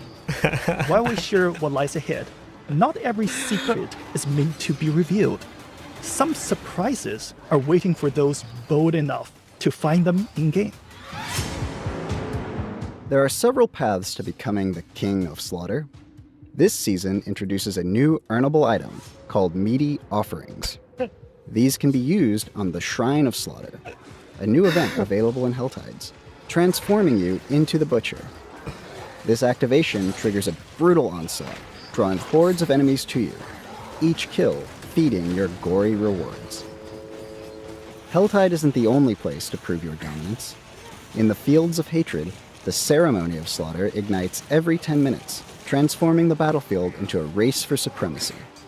Every kill fuels your savagery, pushing you closer to ultimate power. When the ritual concludes, a Butcher's idol rises for the fiercest contender. Take it, become the Butcher, and turn the entire area into your personal killing ground. Want the full Butcher fantasy on demand? Step into Slaughterhouses, a new activity that keeps you as the Butcher for the entire run. From the first step to the final blow, you're unleashed to do what he does best: slaughter everything in sight. There's more to reveal, but some surprises are best left for players to uncover in-game. This season introduces kill streaks. The kill streak system reshapes combat across Diablo 4 by rewarding rapid and consecutive kills. Slaying multiple enemies quickly triggers a kill streak, with a display above the skills bar to track the running kill count. While kill streaks gradually decay over time, they can be refreshed through any kill or by dealing damage, encouraging fast, aggressive play. Kill streaks escalate through 5 tiers: Kill Streak, Carnage, Devastation, Bloodbath, and Massacre, each determined by the total number of enemies slain during a streak. When the timer runs out, the streak ends and rewards you with experience and seasonal reputation based on your total kills. But Really strong. beware. Falling in battle immediately ends your kill streak, leaving you with no rewards, cutting your momentum short, and marking a swift, shameful finish. Bloodied items introduce a new item quality that empowers your gear with ferocious, kill streak-driven potential. Blood explosion. Any item that can drop has a chance to appear as bloodied, and this tag is non-exclusive, allowing items to be both ancestral and bloodied. Their unique affixes scale directly with your killstreak performance and fall into 3 categories. Rampage, stat-based boosts for your armor pieces based off your kill streak. That's cool. Look at that. Feast grants bonuses tied to kills within your streak, such as resetting a random cooldown every 40 kills. Hunger enhances jewelry by improving reward drops that scale with killstreak tiers. As with all affixes in Diablo 4, bloodied affixes stack, enabling even greater power as your carnage climbs. That is cool. Bloodied sigils push your brutality even further, unlocking more intense challenges and greater rewards as you brave the rising heat of combat. Nightmare dungeons, infernal hordes, and lair bosses can be empowered with these sigils. These are strong. Bloodied sigils introduce the bloodied affix, Relentless Butcher, causing the infamous Butcher to hunt you without end, returning instantly each time he falls. But be warned, the Relentless Butcher is an addition to the dungeons, not a replacement for anything that might already be lurking within. These powerful keys only become available in Torment tiers. Bloodied sigils are embedded with challenge, and are about a Torment tier higher in difficulty than your current level. Torment 5. Using a Bloodied Sigil guarantees bloodied items and more, ensuring that the risk is met with fitting rewards. Season of Slaughter introduces several new class-generic uniques which amp up the carnage. The Wendigo brand unique ring increases your max health and your overall damage dealt, which scales with the amount of kills you've earned in the last 30 to 60 seconds. Tear through your enemies and watch your kill streak soar. The Rust-Bitten Dirk unique dagger deals increased damage to isolated enemies, making it perfect for taking down lair bosses. The Thousand Eye Reaver one-handed axe grants ferocity while moving and increases your max ferocity. That ferocity then increases your movement speed per stack. If you want to rack up kills quickly and move fast, this is an item you'll want to keep an eye out for. All new uniques this season drop from the new Butcher Lair boss. Seek out his den of gore, snag these weapons, rack up your kill streaks, and let the blood pour. In Season of Slaughter, you will be able to fight against the Bloody Butcher, who enters the fray as a new layer boss in Torment difficulties. Defeat him for your best chance to earn any of the new uniques. He also has a higher chance of dropping bloodied uniques, making his fearsome fight worth the effort. The Bloody Butcher is initially exclusive to the Seasonal Realm, but he will stay on as a permanent layer boss in both Eternal and Seasonal Realms after Season of Slaughter That's has ended. insane. Doom, the Dark Ages, Doom is coming to is Diablo it. 4. Rip and tear your way through Sanctuary with new cosmetics inspired by the legendary Demon Slayer. And Let's the most go. expansive free reliquary yet. Earn rewards like the Shield Saw cosmetic skin, Slayer's Flail, the Head of the Cyber Demon back trophy, and more. Cut down elites and champion monsters to earn Dark Ages currency and carve your path through the Yeah, that Doom, sword's the insane. Dark Ages event reliquary. Claim all rewards to unlock the Forsaken Gates town portal and leave your mark on Sanctuary. Oh, that's cool looking. We'll also have threads fit for the Slayer in Look the at the in-game sword. shop. Mecha Dragon Sarat, Cacodemon, Did you see it? Cyclopean Cackle Pet, Gibbet, Souls of the Lost Pet. Oh, man, I got a new Rip pet. and tear through the demon hordes in style. Quench your blade's thirst and let the blood flow. Slaying your enemies with unrelenting ferocity is the name of the game. Ramp up the kill streaks and become the Butcher in Season of Slaughter. See you all in I told Sanctuary. you they were going to come through with some fun stuff. I knew it. There you have it, everybody. Season of Slaughter arrives on March 11th. We've got the Doom the Dark Ages Reliquary. We've got the Paladin free trial. It's going to be fantastic. And after all the years of torment, after all the devastation, we finally get to become the Butcher and actually dole out all that punishment onto our enemies. I mean, it's just insane. Yeah, I can't wait to jump in for the season. Oh yeah, it's going to be so fun. Yeah, it's gonna be fantastic. And I know this, the Butcher is gonna be the seasonal component of it, but we do also have a lot of changes coming in, more evergreen changes coming in the season to kind of like help heighten some of those, activities that we play over and over. And So cool. Aislinn, I've heard you got some quality of life queued up. What can players expect this season? Yeah, so of course you saw all the amazing stuff coming in Season 12, Season of Slaughter, but we also try to continuously update the game, make sure that it's better all the time. And so we've got something that people have been asking for a while. We gathered all the locksmiths in Sanctuary and we opened all the doors in all the Nightmare dungeons.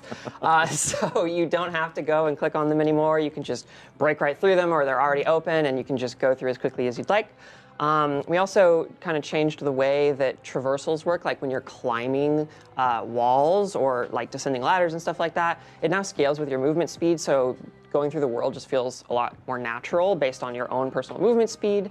That's awesome. And oh gosh, what else is there? There's great things. There's a ton coming. There's a ton coming. And I know. Let's talk about the faster loading speeds. That's right. We've got faster loading speeds just across all different loading screens. So even beyond your movement speed, the game is just going to, in general, feel a lot faster. That's good. So those are some fantastic quality of life improvements coming. But beyond that, we've also been making sure that we're taking a look at the tower. Yeah. So we really want to make sure that the tower is something that we continuously update, that we continuously make a lot better. We know it's still in beta, and because of that, it's getting tons of changes constantly every season. Absolutely. And so I wanted to just dive a little bit into that. So we've got exploit fixes, like for example, there was a way to extend the timer past 10 minutes. We don't want players doing that. There was a way to like kill enemies while you were still in the safe area. We don't want players doing that, so we fixed that. We've got 5 new tile sets coming to the tower, so there's going to be lots of like cool new places you can explore. Okay. We're even removing one of the tile sets because it was just like too narrow and kind of annoying to travel through in a competitive environment, so we didn't feel like it fit super well. And we've got 5 new bosses coming as well, which is really exciting. Okay. And we also took some time to make sure that the bosses were a little more balanced with one another. Maps. So you wouldn't go in and like fight a boss that had like way more HP or did like way more damage or anything. So they're a lot more balanced to kind of preserve the competitive integrity of the mode.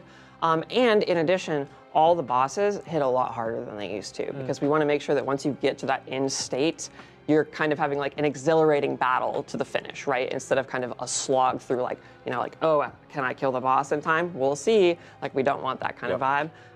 So yeah, those are some of the changes coming to the tower, but we also have some leaderboard changes. Yeah, that's right. Too. So, obviously, Aislinn just covered a lot of the gameplay changes coming to the tower, but we saw a lot of your feedback on the leaderboards as well, and we spent some time improving those. So first up, you're going to be able to see your personal bests right at the top of the leaderboard. No longer have to scroll down and try and find where your name is if you're in the top 1,000.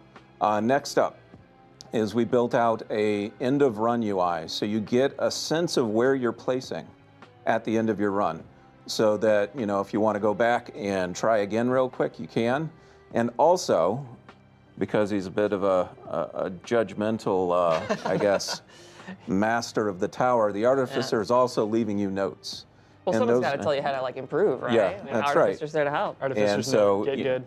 What's that? Artificer's note, get good. Yeah, pretty much, yeah. A jerk. So, yeah, there's a bunch of notes every end of run that you'll see that will hopefully help you improve your run. And then finally, we're just making the leaderboard easier to navigate. You've got a jump to me button, so you can go immediately down to where your position is. Yeah. And yeah, we're going to continue improving the leaderboard as we go. In addition to that, we actually wanted to tease a few things that were coming. I know we've implemented a lot for Season 12 at this point, but we've gotten a lot of feedback that I want to make sure that you're all aware that we're going to tackle in future seasons. So first up is that we are going to finally release some rewards. So in the upcoming season, we're going to have tower rewards, and that's going to reward you for advancing tiers within the tower. And I'm pretty excited about those. They're pretty cool. In addition, we're going to have leaderboard rank rewards. So you will get some really cool status symbols, prestige items that you can show off if you manage to rank on the leaderboards. In addition to that, we are finally going to release our leaderboard build viewer. A lot of you have asked to be able to see the profile There it and is. the build of the person There it is. as they made the score, not what it is currently. So we take a snapshot, store it away, and now you can see that build information. Yeah, And that's then- just like super useful for like understanding Absolutely, how people yeah. are playing at a high level, or, Yep. or like, you know, even playing a specific skill, you can like look at that up. Yep, absolutely. And then finally, we are also working on solo self-found. And so look forward to those things in the future. It's funny, you read chat's mind, Dan. They were already commenting solo self-found, so you've... Oh, they've been chanting that for months at this point, yeah. Oh, that's fantastic. Well, thank you for walking us through Yeah. that, Dan. There's a ton coming in. We're really, really excited for it. And something I'm really excited to share with players as well. I know that a ton of people have been playing the Paladin in Season of Divine Intervention, but for those of you who have not yet purchased the Lord of Hatred expansion, we're actually going to have a Paladin free trial starting with on March 11th. You can play until level 25 on Battle.net, Xbox, and PlayStation from March 11th to 18th. You'll be able to play the Paladin up to level 25, and if you pre-purchase the Lord of Hatred expansion following the trial, you'll actually be able to continue your progression on that same Paladin character that you used before, which is pretty great. So It's so worth it. The Paladin is seriously so fun. If you haven't had a chance to try it yet, now is going to be the time. Oh my God. Yeah. Amazing. yeah, it's an absolute ton of fun. And I'm also really excited because there's another thing players I feel like are always asking for. You're going to be able to pre-download the 2.6.0 patch starting on March 9th. So for PlayStation, for Battle.net, PlayStation, and Xbox, you'll be able to pre-download the 2.6.0 build on March 9th at 10 a.m. So then when it launches, you'll be able to jump right into the fun, which is pretty great. Hell yeah. So yeah. We're now going to head into the Q&A portion of the stream. So hopefully you've been dropping your questions in Twitch chat. We're going to pull those, and we're also going to invite back Colin Feiner and the Warlock to join us for the Q&A. So hang tight. We're going to get them up here. So stay put. Thanks.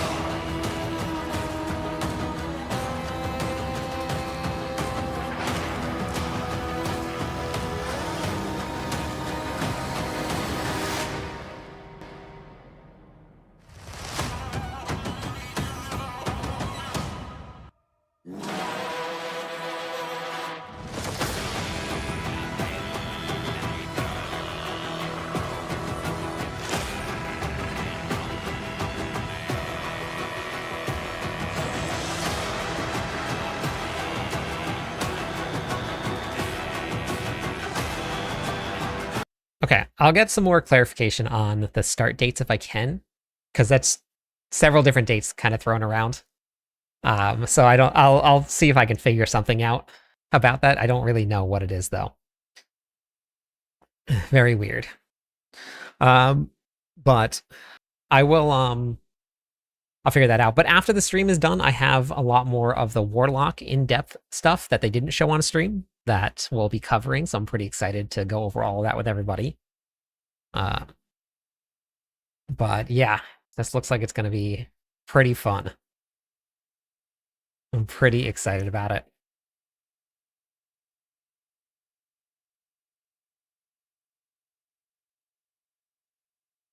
Thanks for the follows, everybody. Thanks for all the follows. Thanks for all of the subs. I appreciate it.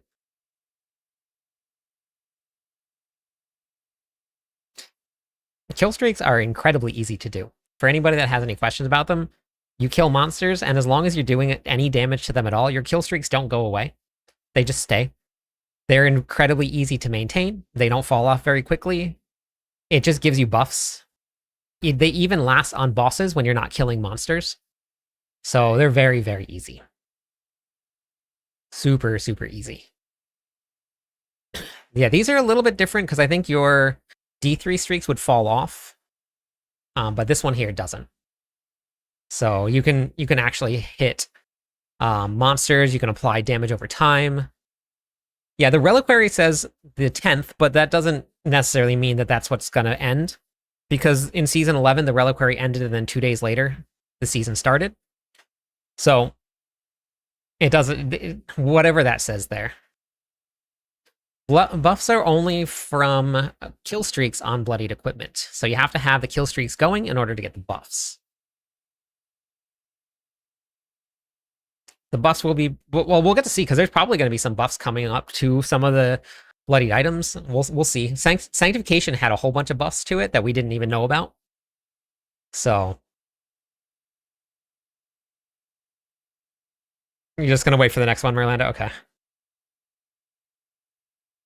Now, some people just like SSF Loki. It's personal preference. That's all it is. No, I posted a bunch of videos on what happens at the end of the season, but you cannot take seasonal characters from one season to the next. You have to start a new one.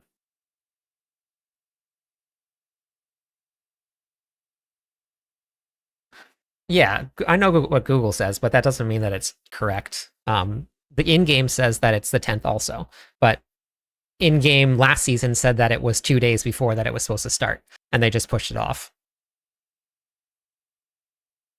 All right, everyone, welcome back to our Q&A portion of the show. We got the whole gang here. All right. And first things first, Aislinn and Dan, I gotta ask, what was it like among the development team when someone pitched, hey, let's actually have the Butcher as a playable character? Like, I mean, that must have been nuts. Yeah, no, it was one of those things where somebody came up with the idea and I wrote it down. I'm like, I don't know about this, but no sense. You know, when we looked at the season and we looked at, you know, we wanted something novel and different. We said, okay, what is it going to take to do this? So we started, you know, socializing it with people, and every time we mentioned it to them, a little smile would creep up on their face because they can just immediately imagine how fun it would be to play as the Butcher. Yeah. So yeah, it's hard not to get excited about it. Yeah. It's gonna be a ton of fun. Yeah. I think that's really what like drove it home, was the fact that people did get so excited about it. Like, we couldn't ignore that, right? Yes. Yeah. Like, we had to do something with it. And it sounded great on paper, but it was like, how do you turn that into actual mechanics? But we did, and it's so fun, and I can't wait for folks to get their hands on it. Yeah, you guys pulled it off. Yeah, it's going to be a ton of fun when it launches. I am super pumped. Yeah. All right, we've got a question from Nog N. At Diablo, will you rework how we get materials? Because as it currently stands, the loot filter does not auto-salvage the filtered loot that we'd salvage to get mats. Yeah, so we are actually going to rework how you get materials and like the material economy in general because explicitly of that. So I don't know if I would say it's necessarily like reworked from the ground up, but that has been taken into account, and like the materials you need as you go into higher difficulty tiers and like the way your loot filter kind of naturally evolves is intended to support that. So you're still going to be like earning the materials you need, and like when you finally decide like, oh, I never want to see non-legendaries anymore, or I never want to see non-ancestrals anymore, you're probably going to be in a place where you actually probably don't need those materials anymore at all. Like, you already have like a fantastic stockpile of that stuff, so you don't really have to worry about it. Yeah, we all know that point you get to at the game where you're like, okay, this is credit to me. I no longer need you. I'm done playing with you. Yeah, at that point. Awesome. Question from Ignition. How will you address kill streak tiers dropping off before getting to a big boss, like in the pit, the tower, or the infernal hordes? Yeah, so we actually did work a little bit on the amount of time that you will be in a kill streak, and also like how loading screens affect a kill streak, just to make sure that it is actually possible to like maintain it and get to the end. That's awesome. Yeah, good, nice feeling to be able to chain that kill streak throughout a whole dungeon or activity, yeah, for sure. Absolutely. From X Drift Ninja X, this is probably one for Colin and Warlock. Can you constantly stay in demon form? Yes and no. So it's really going to depend on how you build your character. A big part of the skill tree is going to be customizing kind of what you want your character to do. So you'll find when it comes to demon form, there are bonuses for swapping in and out of it, or trying to stay in it as long as you can, that sort of thing. So most of the variants will give you like a couple seconds of demon form. So that's more of like kind of a temporary thing, but you could chain them back to back to try to keep that going. The caveat would be a metamorphosis, which we spoke on a little bit before, which is the ultimate. That baseline allows you to swap into demon form, but replaces your entire skill bar. So that version, which can be like a little bit of a bit to learn that you have new skills, so that one is permanent, but that one is honed in on a very specific set of skills, whereas then the variants of Metamorphosis, they undo the reworking of your skills, but then those become temporary versions of demon form that it gives you kind of a power up of like, now I'm the fire demon or now I'm the shadow demon. So it'll really come down to kind of how you choose to customize demon form as you make your build. Very cool. Hell yeah. Hell yeah. All right. Infernal Cold 780 asks, what weapons will the Warlock use? Ooh. Sure. Yeah, broadly speaking, we're looking at sort of melee weapons. So you're going to be able to use daggers, flails, and then swords, axes, and maces of both one-hand and two-hand variety, and then your offhand focus. Hell yeah. Very nice. 888 Reality. Does the leaderboard do the leaderboard rewards only last for the season? So there's going to be a bunch of different types of leaderboard rewards. Some of them, which are based on climbing the tower tiers, are going to be just power-based rewards that you are going to earn and be able to keep as your character migrates to Eternal. The status symbols, however, fall into two different categories. Some of them you are going to be able to keep, and some of them you aren't. And so, I don't want to spoil too much yet, but it's a nice mix of things that basically allows you to both show off in the moment and then kind of memorialize the fact that you were able to achieve something, that difficult, I guess. Yeah, it's always nice to still have something that you can kind of peacock around and let everybody know. Yeah, hell yeah. Fun name, Marquise, or Marquise, however you pronounce it. At Diablo, what about other classes for class balance? Like the Druid, will it get some love around when Lord of Hatred drops? Yeah, absolutely. Pretty much every class is going to get some love because we've reworked the skill tree. There's more on that to come, but the Druids specifically I think are going to really enjoy because we did something special, which is a lot of the skills you're actually going to be able to pick what form do you want to take. So on live today, we just sort of prescribe, the werewolf.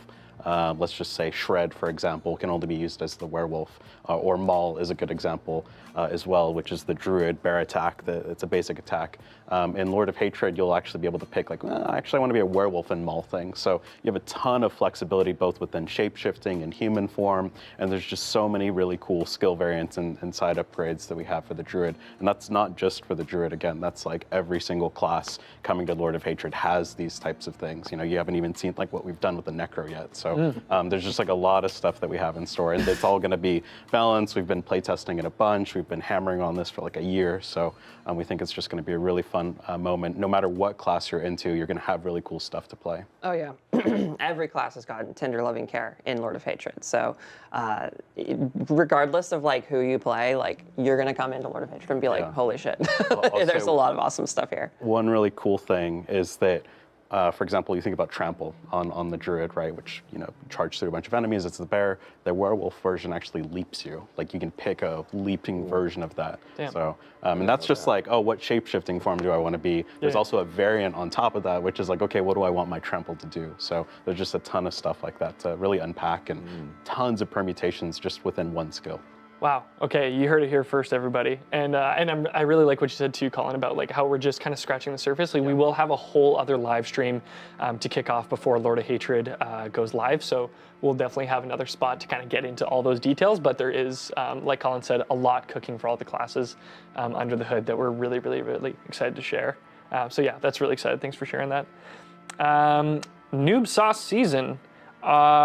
Are bloodied items exclusive to the season, or is it something that will persist in Eternal and also spawn into future seasons? Oh, go ahead. Yeah, I'll talk about that. So, as of right now, bloodied items are only for the season of Slaughter. However, this isn't the first time this type of feedback's come up. I think, a lot of folks want to be able to, use a lot of these cool seasonal items in future seasons. And so that's something we're actively working on right now, trying to figure out what's the best way to bring them back. And I think, once we get, Lord of Hatred out, I think we'll have a lot of new tools to be able to do that. Heck yeah. Yeah, there are a lot of tools that they're going to be able to chew on for that expansion. It's going to be really, really, really exciting. Justarius, or Justarius. One of my favorite parts of new classes is seeing the runes they have both for automating their own kit and new toys they can bring to other classes. Can we get a sneak peek of the Warlock skills that will be on runes? Yeah, sure. Yeah, the 2 runes that the Warlock will be adding is the ability to proc its Dark Prison skill and its Brimstone subpower. So Dark Prison is an area that will tether enemies into it, so you'll be able to lock down enemies with that. And then Brimstone are kind of these little mines that you leave around that'll explode when enemies get close to them. Very cool. Thank you for that, Bjorn. Harris Mokhtar. Even if I'm playing ranged, does converting to Butcher convert playstyle to melee? It will still convert you to a melee build. The Butcher, you know, he gets up there and he cleaves people and he screams fresh meat. So if you turn into the Butcher, that's the vibe you're going to have too.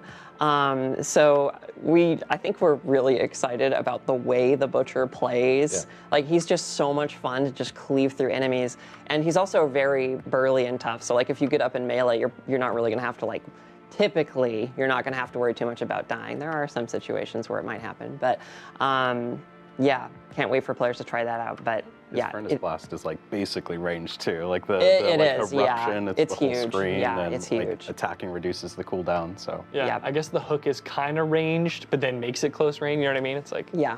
So there's that nice blend. But yeah, the Butcher is definitely not a bow and arrow kind of guy. Not a bow and arrow kind of guy. Not waving a staff around and slinging spells. Yeah, no shot. Drakith_90. Will the Warlock be able to enslave demons and use them as pets like his Diablo 2 resurrected counterpart? Yes and no. Not exactly in the same way that the Diablo 2 Warlock does it. The main focus we have is, so with our class mechanic, specifically the 4 that you can directly bind to yourselves. Those are sort of his primary demons that he's going out and that he's capturing. And then technically there's also a couple of ways to like dominate enemies' minds and kind of control them around the battlefield, but nothing as a direct one-to-one with D2 because they're just kind of slightly different games. Yeah, I think one thing to touch on is for the class mechanic, it is as this quest. We've made a really cool quest for it. You're going to go across Sanctuary and dominate some of these really powerful like arch demons, right? Like they're more than just like, oh, there's a goatman over there that I'm going to possess. It's like, no, there's a devourer deep in the caves of, you know, this really ancient place that you're going to go and like bind this specific demon. And the whole quest line has a really cool, I'm not going to spoil the ending, but a cool ending to it. So that's sort of the take we had for the D4 Warlock. Hell yeah, it sounds badass. We got another question from Loathe Burger. Does becoming the Butcher put you into PvP mode? No, not necessarily, though there is a mode specifically in the Fields of Hatred that has some PvP elements to it that involve the Butcher. So keep an eye out for that. There may be some butchering of other wanderers going on in that place. I mean, would it be the Butcher if you couldn't get after other players at some point, right? Yep. That's might be fun. Actually, I'm glad you brought that up too, because we do have the Season of Slaughter overview blog going live after the stream. So we'll share some more details on the nitty-gritties coming with the season, as well as the Warlock deep dive blog and the 260 patch notes. So if you're a reader like me, you've got a lot to chew on. We got a following lot the stream, to do so after definitely this. check that out. All right, we got our last question from Caps Lock Leo. The Warlock, Spearborn, and Paladin feel so innovative over the original classes. Will the new skill tree make the original classes feel as fresh and new as these new classes? That's a big one. Absolutely. I mean, we took, I'm not kidding when, you know, we poured so much love, blood, sweat, tears into these existing classes. They've all got massive overhauls to their skill trees. Again, I'm not going to spoil too much. Like some of the classes have even gone further beyond like the Necro and the Druid that have these really cool things. So, you know, all these classes are going to get the same number of variants in Lord of Hatred. They're all going to have tons of side upgrades to help tune and fine tune and customize things. We've also pretty much looked at like every single legendary and unique item in the game, like not exaggerating, like everything has been touched and fine tuned, and all that we've learned over the past several years of D4 has really just gone into this skill update. So it feels like a completely different game, but familiar. You know, like if you're playing the Sork, it still has these really awesome themes of pyromancy, shock, frost and you're master of elements, but there's just so many ways to play with it. Like, oh, I want to spawn an icy meteor instead of the current version of meteor, right? You can do that, and you can also overpower the meteor so that it's bigger and that you can dump all your mana into it. There's just like so many different ways to play. So I would say, yes, we've taken so much of the learnings from Spiritborn and Paladin and Warlock and poured it into these classes that we all know and love. No classes left behind. Oh, absolutely. Like every day we go into the office and people are just debating, they're having conversations, they're talking about how can we make the existing classes like better and elevate them to the level of like excellency that the 3 new classes have reached. They are on the same level and they're really awesome. Yeah. No, it's phenomenal. And yeah, I'm just so excited for all these features to come in with Lord of Hatred on the 28th. There's just going to be so much to chew on. It's going to, like you said, Colin, it's going to feel familiar. It's still going to have that class identity, but also be, just a totally different feel. So it's really, really exciting. You don't like the Warlock or Paladin, you loved your base class, it's an awesome time to come back. Yeah, we all know those players who are like, no, I always play the Druid, and the Druid is all that I'm ever going to play, and I'm only going to ever play the Druid. So we have the Druid guy working on the Druid. So hey, there you go. Yes, we do. He's a big werewolf enjoyer. So Yes. Oh yeah. Unreal. Well, I want to thank you all for coming out and being on the stream today. This has been really, really fantastic. New season is coming on the 11th. I'm really excited to share with everybody back home. If you're a lore nerd or really love the narrative around Diablo, we've actually got a copy of our next novel coming to the Diablo franchise. This is The Lost Herodrum, written by Matthew J. Kirby in close tandem with the development team. It launches on April 21st, and it covers the story of the Lost Herodrum, and it is the official prequel novel to the Lord of Hatred expansion. So if you want to know everything that was kind of going on leading up to these events, this is definitely something you're going to want to check out now. Pre-order is live, and the book comes out on April 21st, right ahead of the Lord of Hatred expansion. So, I mean, I'm sure people are going to bomb through this in a week, but it's a great little prepper for when the expansion goes live. And just to give a quick recap of everything coming with the Lord of Hatred expansion, we've got a really handy infographic that takes you through everything. Like we mentioned, the campaign, the classes, the region, and a whole lot more to get into. And we'll have more details in that live stream that we're going to have closer to expansion launch in April. And then for Season of Slaughter, it launches on March 11th. You're going to be able to become the Butcher. There's kill streaks, Butcher skills, a new reliquary. We've got Doom the Dark Ages, new unique, and of course that Paladin free trial. And when Season of Slaughter goes live on March 11th, you'll actually be able to grab March 11th is confirmed. Twitch drops that's going to start with the season. It is the two-handed, we've got free reliquary items coming with Doom the Dark Ages. That Shield Saw cosmetic looks pretty badass. And of course, if you collect all of these in the free reliquary, you will get this town portal in the bottom right corner, which looks just absolutely insane. And then when Season of Slaughter goes live, you will be able to grab this bow cosmetic starting on March 11th. Just watch any streamer in the Diablo 4 category that has drops enabled on their channel for 2 I have hours the whole skill tree, to grab this badass bow and I get to go over the whole skill tree with everybody here. On March 9th, you'll be able to pre-download the 2.6.0 patch update on Battle.net, Xbox, and PlayStation, so you can load right in, and then when 2.6.0 goes live on March 11th, you'll be able to jump right into Season of Slaughter, which will be really great. So I want to give a huge thank you to everyone who's been here. Thanks for hanging out and answering all the questions. You're welcome. I want to give a massive thanks to production, Filthy Rich and the boys. Thanks for putting on a great show as always. And I want to thank everyone at home for tuning in and checking out the stream. We're really excited to get Season of Slaughter in front of you on March 11th. So we'll see you all in Sanctuary. Oh, I can't wait. It's going to be so fun. All right. So, pretty insane. I've already dropped 3 videos. And those videos are already out on YouTube if you guys want to watch them. They are of the Warlock, but I have all of my gameplay from... their balance changes are in the patch notes. They don't talk about that stuff in this stream here. The patch notes, they talked about all the balance changes in the last patch note. We'll go over all of the patch notes as well. We're going to do the Warlock, then we'll do the patch notes, all of the changes that are coming in Season 12. There was a lot of changes that are made to the classes, and there's probably a lot more that was already done. So we'll get to go over all of that also. So we have a lot to go over. We have Warlock stuff. I'll get to show you guys all of the skill tree, what it looks like. I'll talk about the gameplay, what it felt to actually play the class. And here's the kicker. We only got to play level 40 and level 15 characters. So we still have a whole lot of stuff that we don't know yet, which is very fun. Super fun because that means that I still have some surprise left.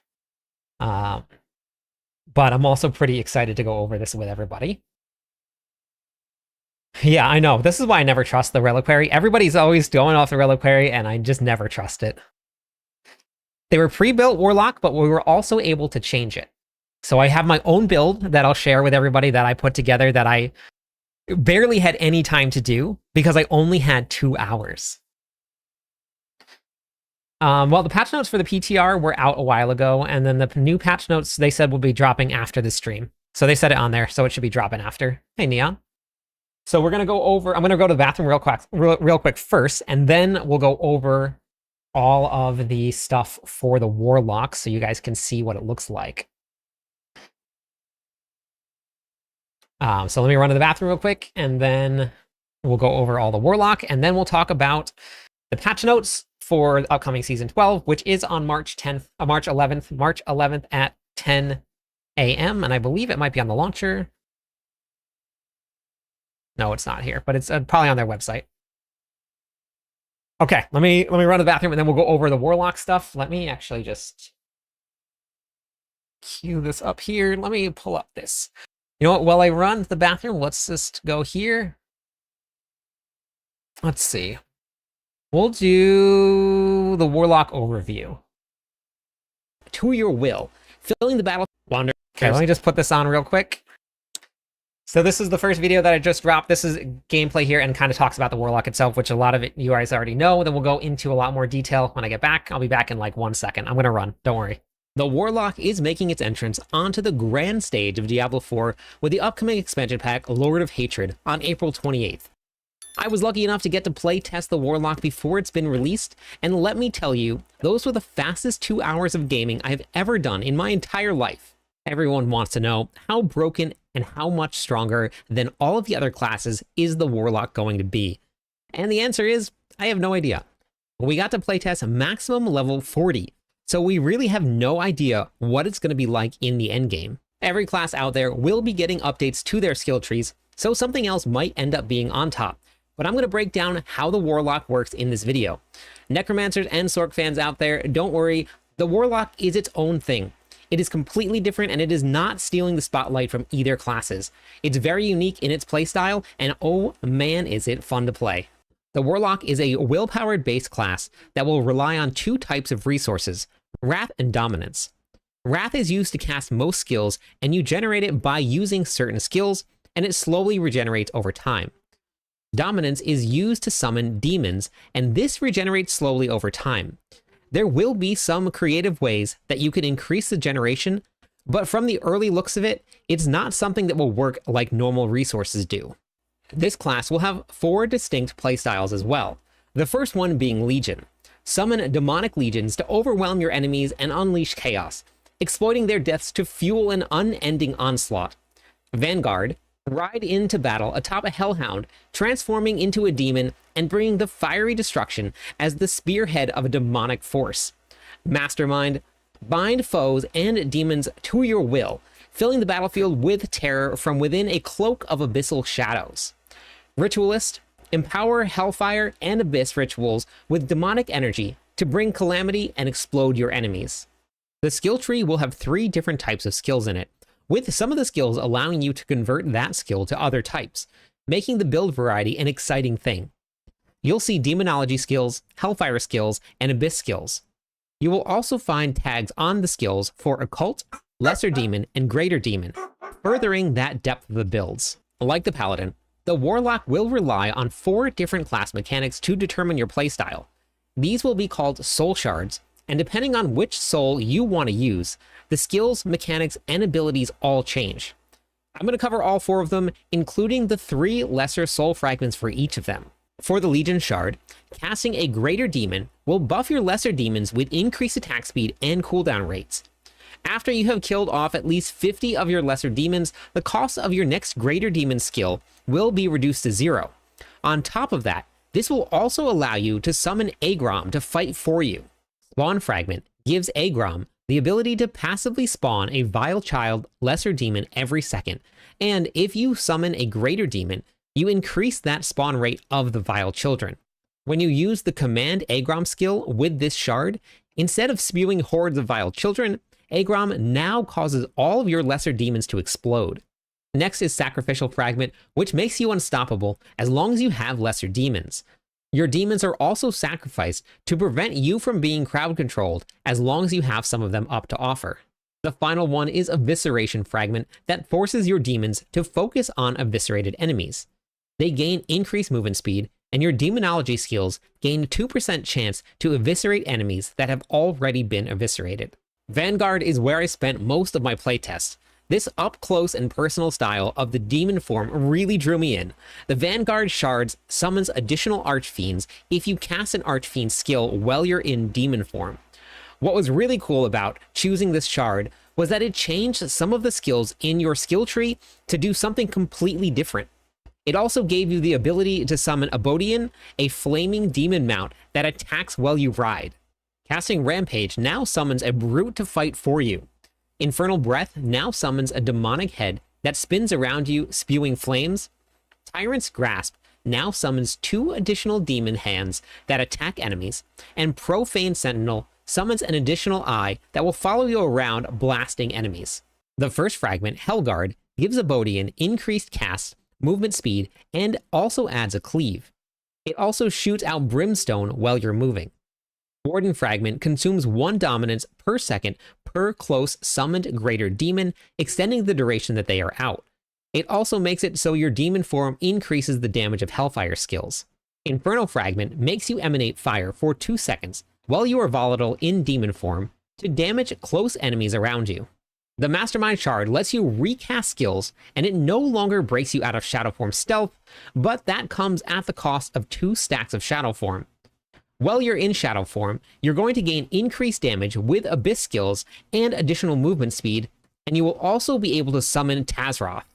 The Unfathomable Fragment gives your demon, Tazroth, increased damage, weakens enemies, and also executes them. When an enemy gets executed, it reduces the cooldown of your command Tazroth. The Blasphemous Fragment hexes enemies when you recast skills, which increase the damage they take from Abyss skills. Subjugation Fragment summons a non-soul shard greater demon, consumes all dominance, and gives increased damage per dominance consumed. While this fragment is selected, you gain dominance when you lose stacks of Shadow Form. And finally, the Ritualist Shard gives your occult skills increased damage and skill size based on how many stacks of Overpower you have. If you have 4 stacks of Overpower, any of your occult Abyss skills will now hex enemies, and your occult Hellfire skills have a chance to grant volatility. You can now also summon Warlock to fight as your demon. The Abyssal Fragment allows Hex to stack 4 times, and when a target gets to 4 stacks, 100% of the damage you do echoes after 4 seconds, and it removes the Hex stacks. Whenever you use Command Warlock, it causes Abyss skills to also apply Hex to enemies while you've siphoned power. The Scorching Fragment makes your Hellfire skills always empowered. They also consume 4% of your maximum life. Volatility can also now stack up to 3 times, increasing the damage of your empowered skills and the life they consume. Good news is, your Command Volage now siphons its own life to fortify you, and it also causes Volage to take all of the life that you would have lost while you have siphoned power. The Twisted Fragment allows Hellfire to consume 1 stack of Hex, which increases the damage against targets. Abyss skills can be empowered by volatility and will explode when hitting an enemy for the first time. Every 50 Wrath spent grants 1 stack of Overpower. The Warlock is a very well-rounded and thoroughly thought-out class. Now, I had an absolute blast being given the opportunity to play it. What makes this an all-around class is that it offers a unique style for every single type of gameplay. If you love tanky, up-in-your-face, hack and slash as you run around as a fiery demon, then you'll be playing as a Vanguard. Want to control an army of demons from the shadows? But instead of just using them to fight, you send them to their deaths and sacrifice them to slay your enemies? Legion is going to be your go-to. Looking for stealthy, control from the shadows, pouncing on enemies before they even know you're there? Set up a mastermind and take control. And if you're looking to lock in a caster, then the Ritualist is where you'll find giant spell explosions, linking connections of exploding Hellfire and Abyss. There is really something for everyone here. Let me know in the comments what your thoughts are on what we've gotten to see so far and what you're most excited about. That's all I got for you. All right. Let's go over some Warlock stuff. What do you guys think of the video? That's the first time I've done a video kind of like that before. New take. Had a little bit of extra time now to work on it. All right.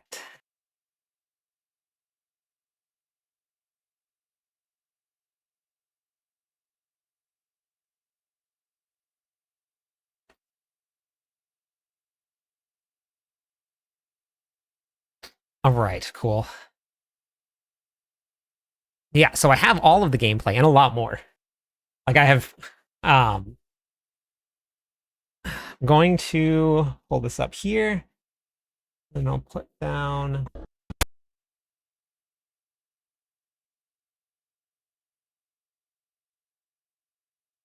Here, let's see. Mute this here. Okay, you guys ready? Here it is, live from Blizzard HQ right here. So I set this up here. This is, I'm almost done with it. I'm going to post this probably a little bit later.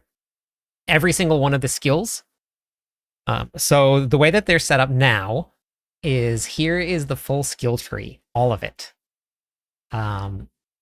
So you have your main skill, and at level 40, I could unspec out of all of these and select any one from any point in the tree. You don't have to fill out points to move down the tree at all. You know the skill you want to use, and then you click on that one. We don't know anything about any of the other classes. We only know about the Warlock. So you start with your base here, and this says 12 out of 12 here. Now that 12 out of 12, we're not sure if it's going to stay. They said in the Sanctuary sit down that it could, their numbers may not be final, but you can put up to 12 points into a skill right now. You do get more skill points in the expansion pack because we're going to level 70 and there's going to be a new region, but this, you don't have to pick a basic skill to move down. You don't have to pick a core skill to move down. You can go straight down to your ultimate skill, and like that's the first thing you equip if you want to do it. Obviously, it's probably not the best thing to do if you're level 1, but you can do that if you want to, because you can customize the skill tree how you want to customize it. It is not forced in any other way. You basically just get to do it. So the way that this looks here, so you have your first one here, and then you're going to have your variants here. These are going to be buffs, and you can select one on the top and then one on the bottom because there's 2 on each. You can only select one of the 2. And they're going to do different things. Like this one is going to generate wrath for every demon or enemy that you have killed in the last 2 seconds. So if you're looking to get wrath back, this could start doing it. And then that's up to 5 additional wrath.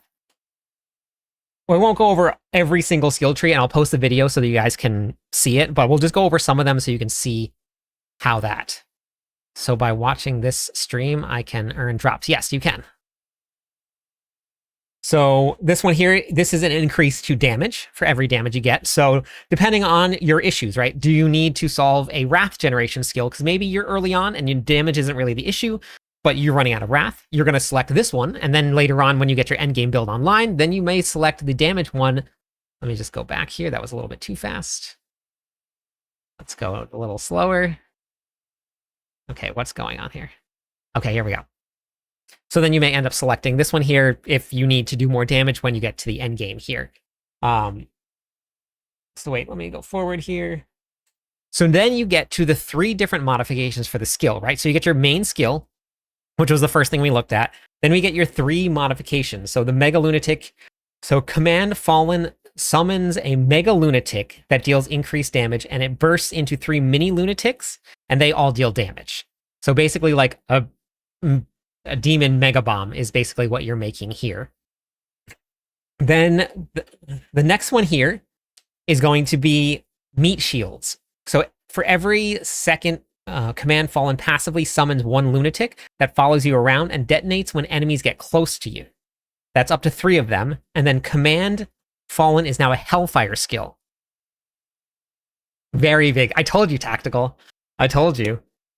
I told you we'd probably see some pretty crazy surprises coming for Season 12. I like your check mark there. That's pretty impressive. What is that all about? So, just like we saw with the Paladin, we are now turning this skill, which used to be a... let me see here. We'll go back to the skill. This skill is a Demonology skill. We're turning this one into a Hellfire skill now. So if you need to, and you need Hellfire skills, then you have now converted this into a Hellfire skill, and it can help buff other things. So here. You can apply. Okay. I will look into that then.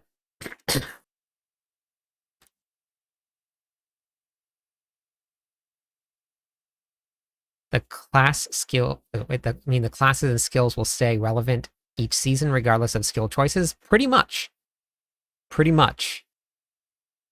Congratulations, Tactical. All right, so now we've just turned it into a Hellfire skill, and you now have an army that's going to be protecting you. And the next one right here is we're now going to be turning it into an Abyss skill.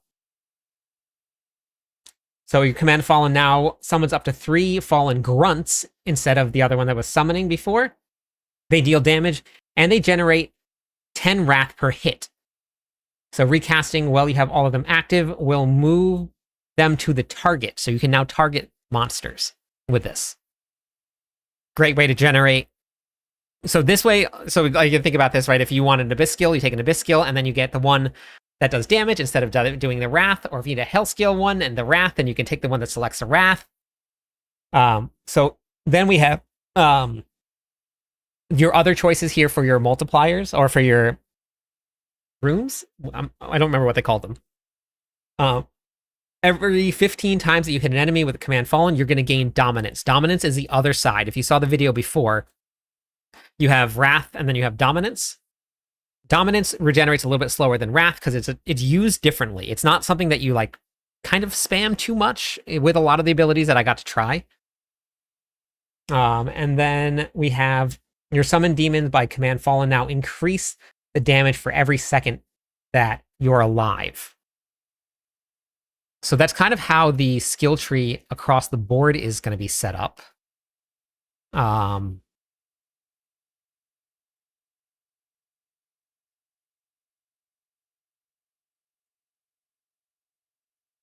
Okay, let's see now. Oh, I think we got the patch notes also here linked. Beautiful. Thanks, Zachary. Oh, wait. That drops is not set up correctly, but drops don't work on YouTube. Yeah, patch notes are out. I'll go over those after this here.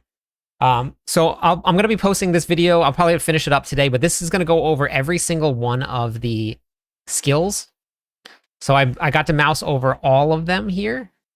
So we have every single one. And what's fun about it is that when you... Hey, Screamheart, welcome in. How's it going? When you take things like the Legion Vanguard Soul Shard, that one right there. Oh, that's okay. Questions are fine. That one will actually change screens. I mixed up my times, so no videos for you. Oh no, what'd you do for the...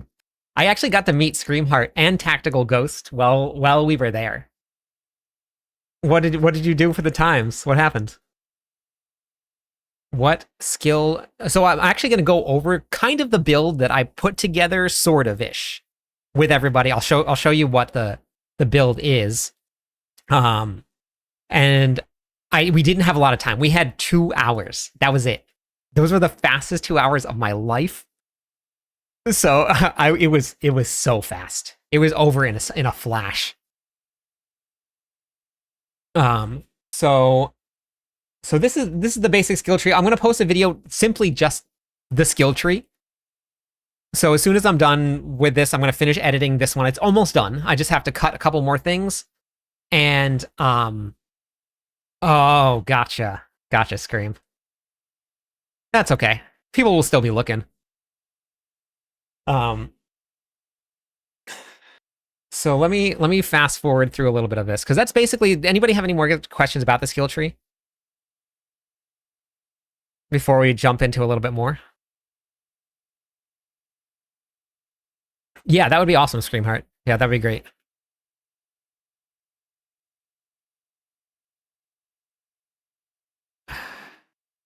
We do get more points. I'm not sure how many available will be available total, because we can scroll down. Oh wait, Screamheart, can you message me on Discord? I don't have any links enabled.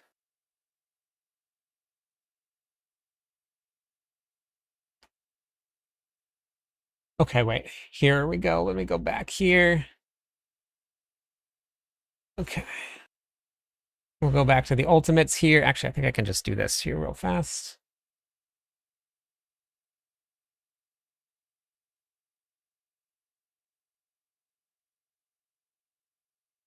Okay, so the ultimates are...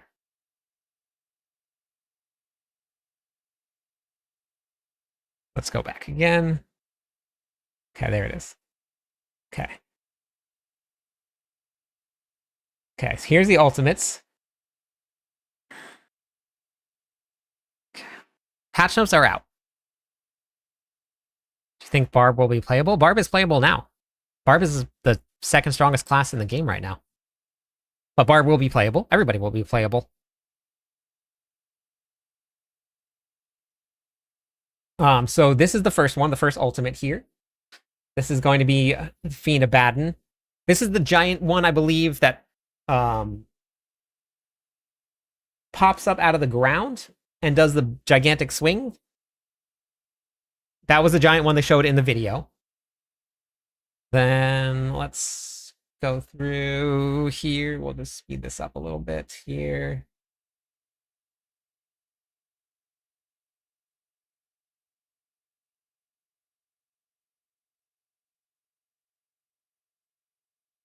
Okay, then we have Apocalypse. This is the one that they showed. It was like the giant ring of fire, and then it expanded, and then it exploded up. This one was very, very fun.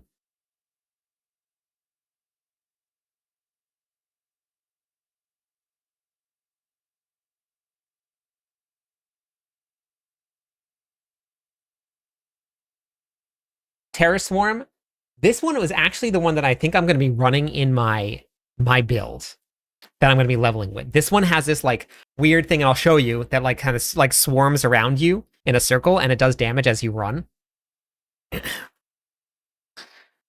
think so, Mike. Yeah, I think so.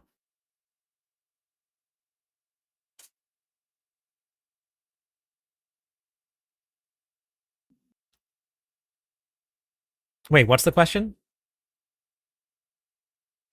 All of the skill tree changes will be on Eternal. It's across the whole game, skill tree changes. Okay, and then the final ultimate here is going to be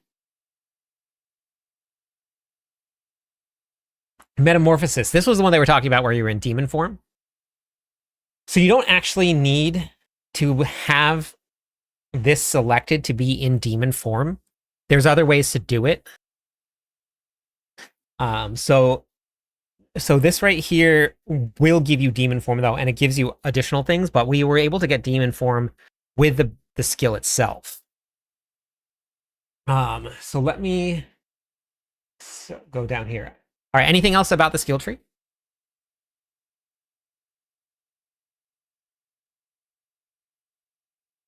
About more, can you talk more about the demons? Well, that's the whole thing about the Warlock. Yep, 5-second cooldown. You can you cast it again while it's active to cancel it. So, and it also gives you, so it says, you see where it says all arch demon form skill variants? It gives you different variants of skill in your skill tree. We know nothing about the Barbarian. We only know about the Warlock. And then for next season, maybe. Somebody did like Pit 100 with Iron Maelstrom in the current season right now. Did they nerf boss XP? Okay. I mean, that makes sense. We'll go over the patch notes in just a couple minutes too. So the Warlock summons demons, and the demons are used to fight by sacrificing them. Not by using them to fight for you. You basically are sacrificing demons in order to kill monsters. So the Necromancer summons a horde of minions, and those minions are supposed to fight for you, protect you, keep you alive. The demons that that we're going to be summoning here are supposed to be sacrificed and killed. So that's kind of the difference. Yep, you can take their power. You're using them to gain power. That's just a whole bunch of people standing around. You see all of the people? There's 1, 2, 3, 4, 5 people, I think 6 people over here. They all have 3. Yep, no problem, Frizz.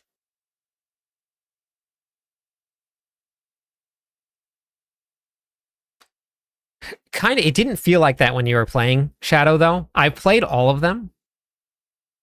I played Necro, I played Sork. It didn't feel like it at all. It felt completely different. You can sap the demon's power, and one of them, the demon so one of them you'll actually be losing life, but you can make it so that your demon loses life instead of you.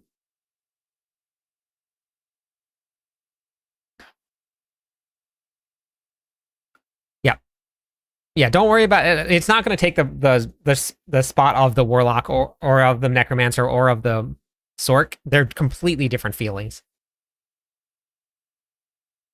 And then the Warlock is not coming in Season 13. Or 12. It's not coming in Season 12.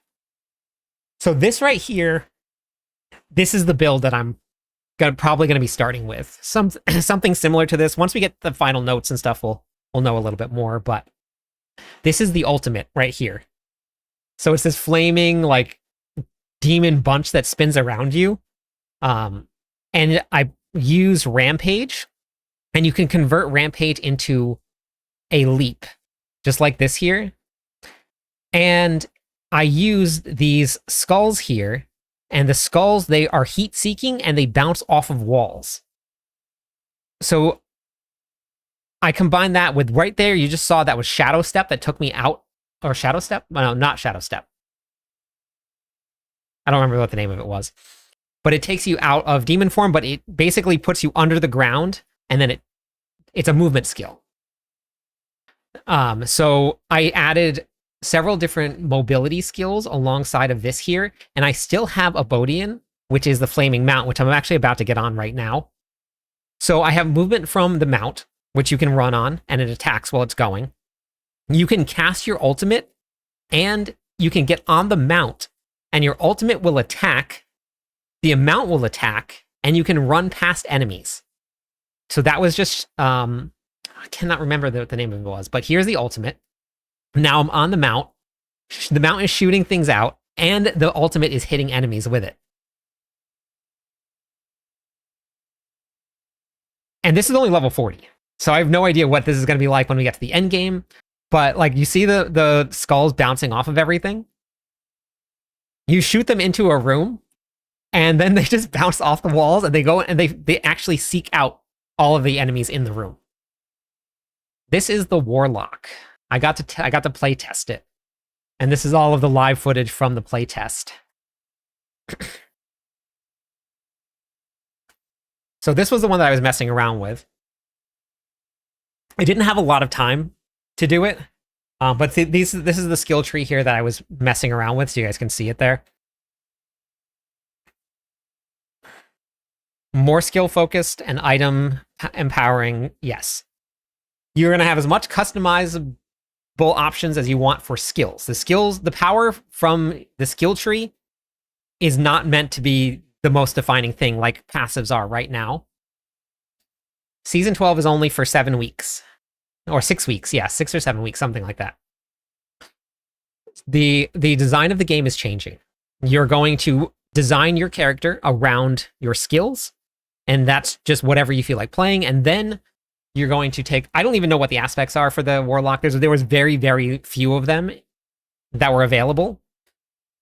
So you're going to get a lot of your power from gear, which actually feels really good.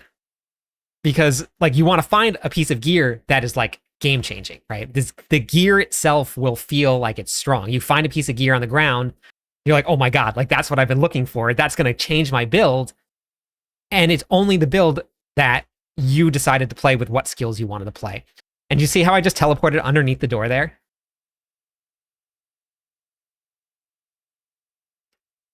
But you shoot out a couple skulls, and then as you just keep on moving forward, the skulls just kill everything.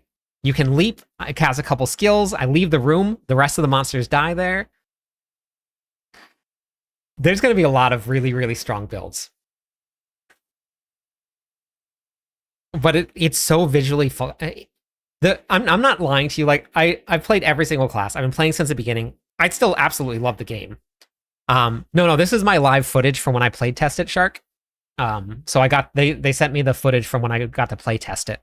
This is actually me playing, but this was a little while ago. I logged on and I got into the game and I clicked. I didn't even know what I was clicking. I just hit buttons and I was like, whoa. It was so cool. It was so much fun. I mean, no matter what you do, like skills in some way, shape, or form are going to look like something somewhere else, but it doesn't feel like it. Like I don't have the same feeling. Like I've played hundreds of hours, if not thousands of hours, as a Whirlwind Barb. I did not think that I was playing a Whirlwind Barb with this here at all. It didn't feel like it at all. I never thought it once. There's no character coming next season, other than the Butcher. Oh, that's good, Veets. Yeah, that's really good. I didn't think they would. I didn't think they were going to get any more nerfs. So this was it. This was the skill tree. This was the playtest. And I'll have a full video coming out just to link the skill trees. And then thanks to Screamheart, who put everything into a spreadsheet, which was super smart. Which I probably should have done myself. That was very, very smart. I'm going to get that as well. And I'll have that linked in the description. I'll have everybody, you guys can go check out Screamheart's content also.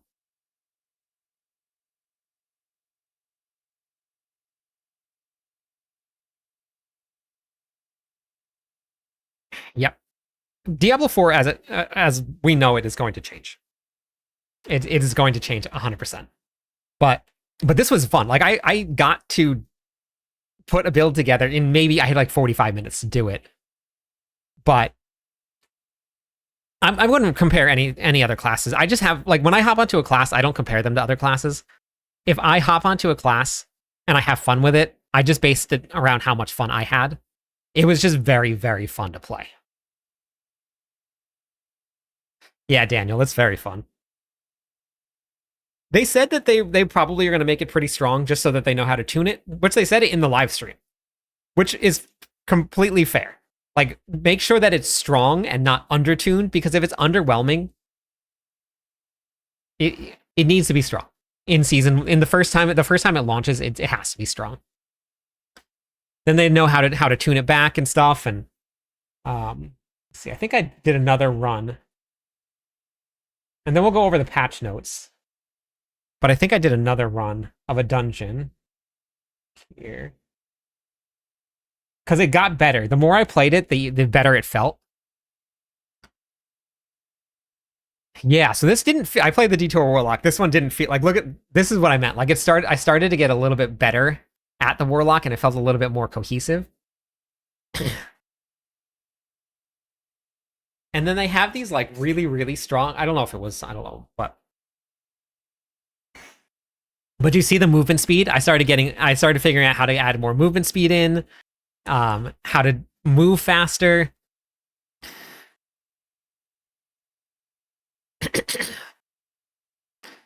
We got our mount going here. You see how long you say underground for, too? No news about the Warlock glyphs or Paragon boards, or uniques at all. Okay, let me see if I can find the patch notes for Season 12.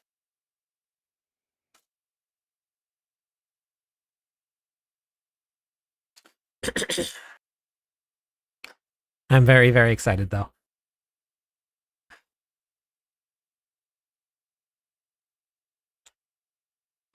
Why are they never here?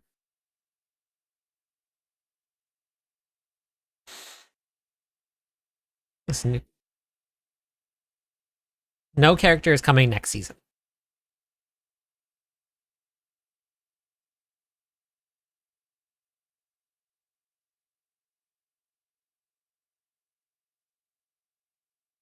Is this it here? Okay, here we go. All right, well, if anybody's got any more questions about the Warlock, feel free to ask. I'm going to go over the patch notes that are coming up next season.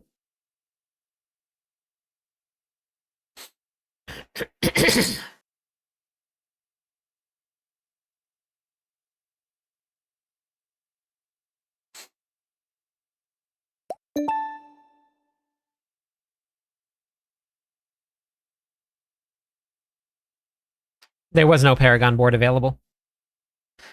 We couldn't see Paragon boards, so we have no idea what the glyphs are. We only got to play level 40. That was all.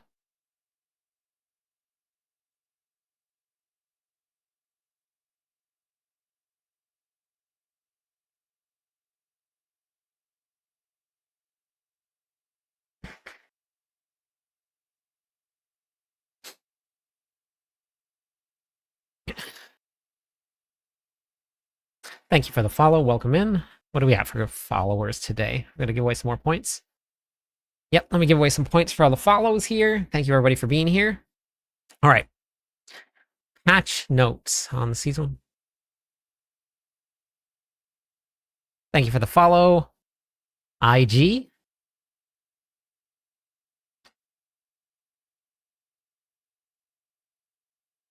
Project Cube came from Diablo 2, not Diablo 3.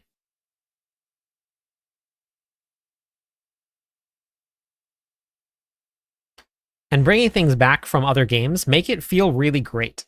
It makes it feel cohesive, makes it feel like there's a continuation of the story. It makes it feel connected to the other games. So it's a good thing. There's absolutely nothing wrong with that. Okay, so some of the changes that we're getting. This right here is a really, really good change here.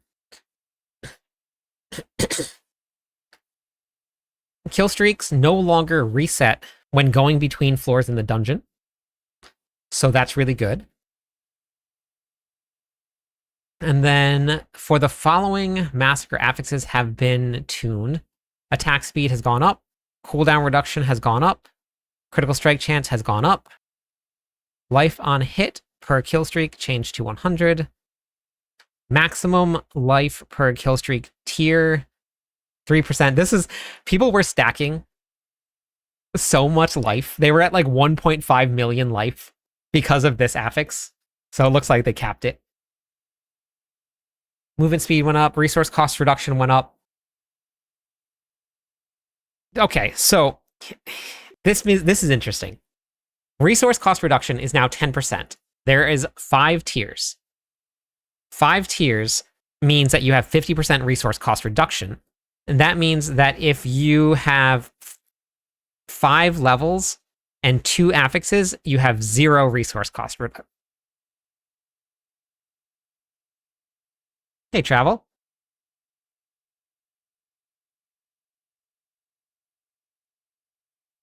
Very interesting. All classes can now encounter bloody affixes that increase their primary core stat by 3% per kill streak. That's new, and that's actually really good. This affix appears on bloody items at least 750 or more. I like that. So Necromancer got some updates here. I was hoping they were going to give a little bit more to this and add a couple more, but it's going to be a short season. And they've added a bunch of other things. The Incense of Vitality has been removed. I wonder if that's because of the kill streaks. That's pretty funny. Okay, so then we got fix an issue where Blood Explosion could contribute to more of your kill streaks than intended. Okay, interesting. Okay. All right. No new changes to the Paladin. Incense of Vitality was removed. No changes here. So they fixed an issue where Falling Star could damage enemy behind sealed doors. Okay, I got that. It's an issue where players could main hand invisible after using Falling Star. Fixed an issue where Consecration of Bastion upgrade mobilize enemies outside of the active consecration area. Okay. Paragon board items here. Fix an issue where Ward of the White Dove would disappear if a skill was removed. Fix an issue where players could stop being unstoppable while Zenith was active. There are a lot of Paladin fixes. Fix an issue where charging oaths when swapping loadouts in the armory didn't persist. Okay. Base game. All classes. The Butcher's Cleaver. All right. This makes sense that they're buffing it.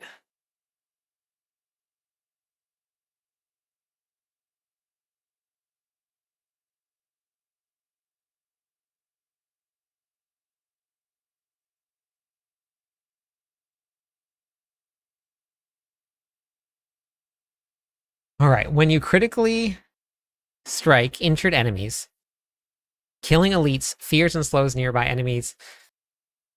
I don't like fear. Okay, endurance, faith, damage threshold for activation has been reduced. Okay, and then damage over time increased. Dawning Sky resistances are way increased. Okay. So previous lucky hit, your damage over time effects have a 75% chance to erupt, dealing damage. Now your damage over time effects apply explosions every second, dealing a lot more damage. Okay, interesting. Maybe X-Files will be used again? I am afraid of fear, yeah. Soul Brand. Are we going to use Soul Brand? Are we going to use Soul Brand? Your healing potions no longer heal you instead. So this is a previous. Instead grants a barrier for 200% of its healing for 4 seconds. You gain 20 to 40% damage reduction while you have a barrier. And then now, your healing potions are going to grant a barrier for 100% of your maximum life for 1 second. And you're going to gain 40% damage reduction while you have a barrier. You may drink healing potion while at full type. That's actually really good if you're like struggling.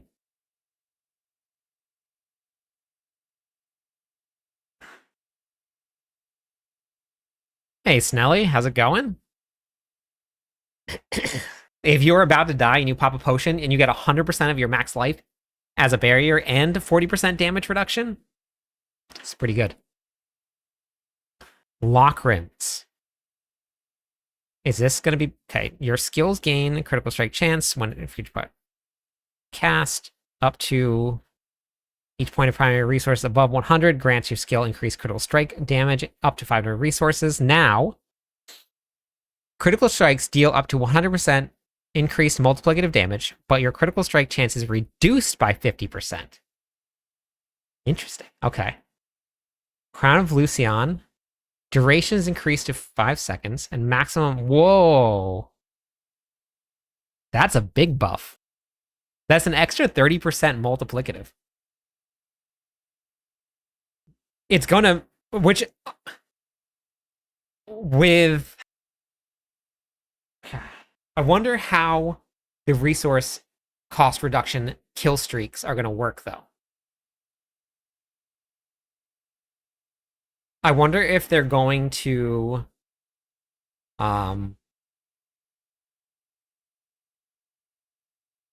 yeah, tech, that's fine. They're on YouTube.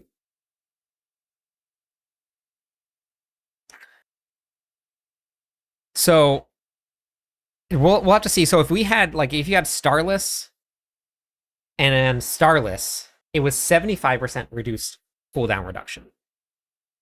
But if your Bloody Affixes stack and you get 50% plus 50%, which equals 100%, that means that you can't stack 2 of your Bloody Affixes with resource cost reduction and use Lucian, because you have to still spend resources. So if you have 100% resource cost reduction, you can't use it. Oh, okay, yeah, Viva, it's there.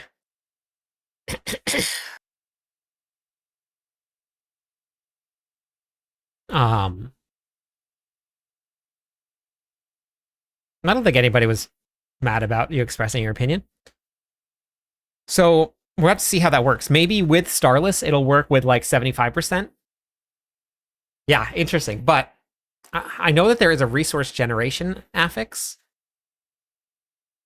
Everybody can have 100% resource cost reduction. The Bloody Affixes go up to 50% at tier 5 of your kill streaks.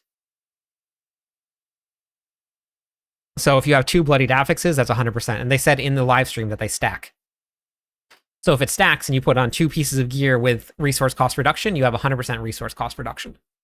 Which is why I put resource cost reduction in every single one of my... what's it called? Yeah, I can do that. Oh, well, I don't know if that's going to stack or not. That might make it 50% increase, which if they make it 50%, then it works. It's just like it did with what's it called? Double Starless. Yeah, you might just not have to use, but I just don't know how it's going to stack. I don't know if it's going to stack with like it did with Double Starless. If you had Double Starless with Sanctification, it was only 75% resource cost reduction, which would make it fine. But if it stacks 1-to-1, then we won't be able to use 2 Bloodied Affixes like that. Well, that's adding it in. If they're added together, then you get 75%. But if they stack on top of each other and they still, like it counts as 1, then you can have 50%. We'll have to see how they stack. We'll see if the 2 multiply against each other, which would be 75%. But if you do 50 plus 50, that's 100. But if it's 50 times 50, which is multiplying, then it would be that 75%. So we'll see.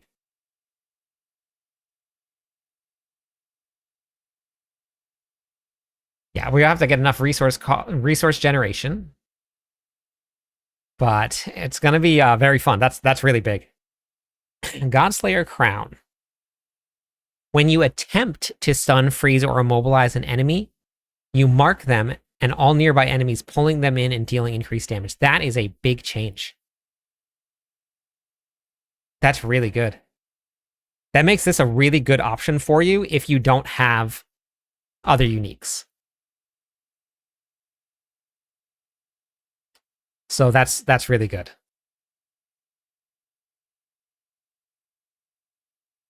Yep.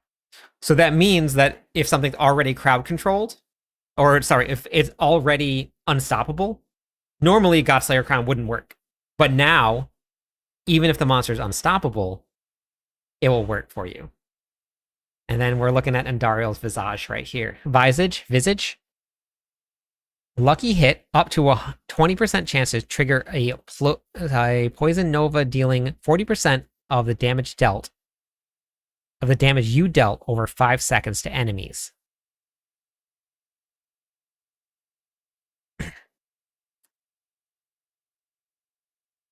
Interesting. So if you did 1,000,000 damage over 5 seconds, then every 5 seconds you would do 400,000.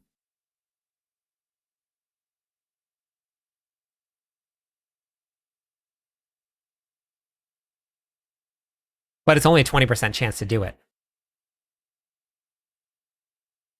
But then after that first 5 seconds, it could just be a rolling explosions, a whole bunch of them. I guess it would just be like a rolling 5 seconds then. I mean, it might work. I don't know.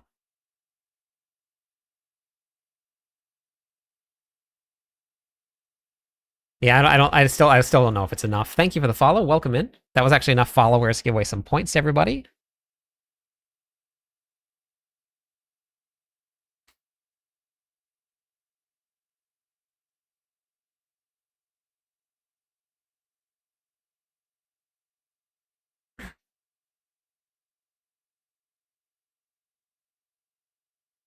Okay, it looks like they talked about all of this here.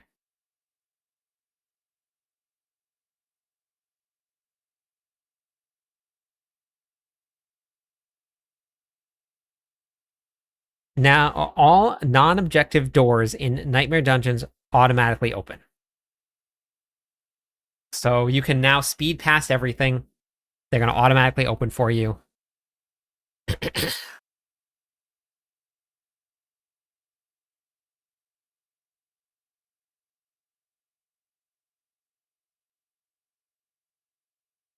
Yeah, I mean, we'll have to see how it scales up with damage, but it looks like it's a flat damage rate, just 40% of whatever you're doing.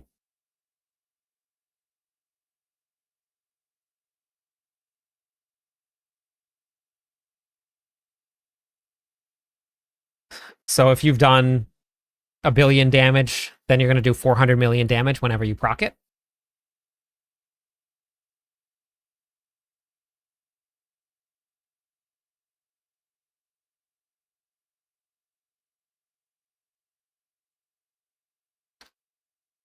You can, yes. Yep.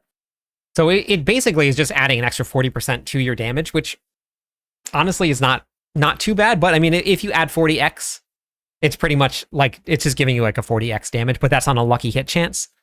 So if you have something that's really low lucky hit chance, then you might not see that. I don't know, but maybe it's more because if it procs multiple times, but it can only proc once per hit. I don't know. It could honestly, it could be pretty good. It'll be fun to see what it feels like when you get into the game here. All right, combat here.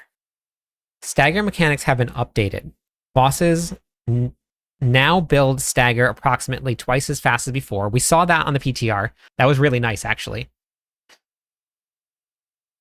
You wouldn't wear that over Lucian. Because that's what, 120x? Lucian? So it's more than double your damage at putting Lucian on. Staggers build up, no longer decay over time. Once you make progress towards a stagger, it will not drain. After a boss is staggered, they gain increased stagger resistance for 20 seconds. Okay, interesting. While the resistance is active, the bosses are 5 times harder to stagger, but it only lasts for 20 seconds, and then you can re-stagger them again. That's actually good. That's actually good. If what stacks, Bran? Because on the PTR, what I found was that like bosses that you needed to spawn ads, stop spawning ads because you were staggering it so much and so fast. So that's a good change. Oh, there's no stacking of Visage. It's just a lucky hit chance to deal damage. That's all it is. It just takes whatever your 5 seconds of worth of damage is, and if you proc that lucky hit chance, then it will just do flat damage for you of whatever you've done in the last 5 seconds.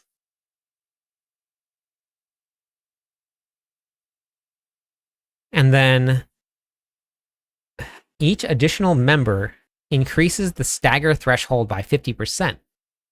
I mean, that's fair. I think that's fair, honestly.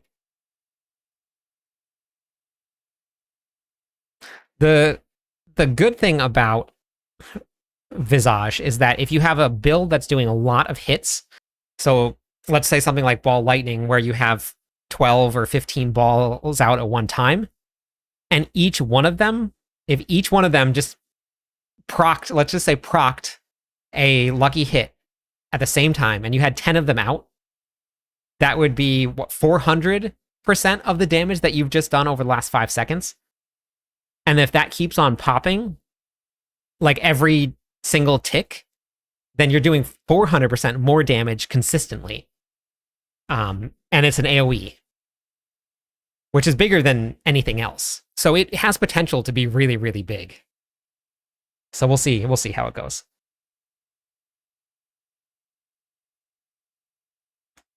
Yeah. Yeah, anything with like massive big hits will do that.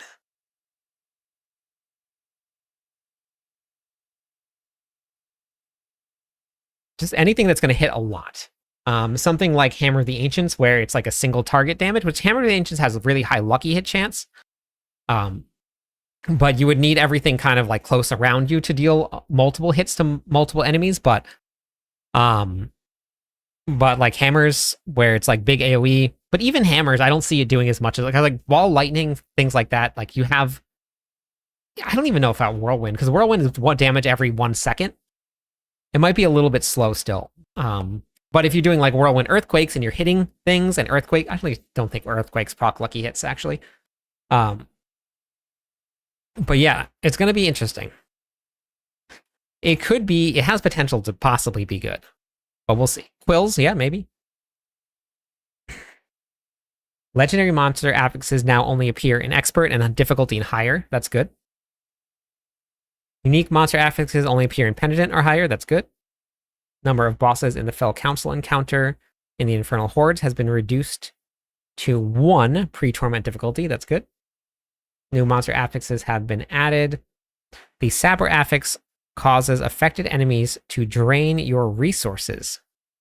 Interesting.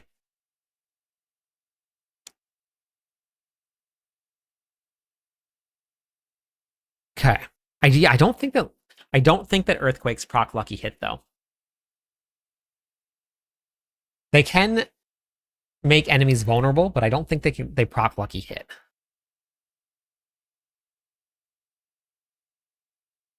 No, that's only season 11.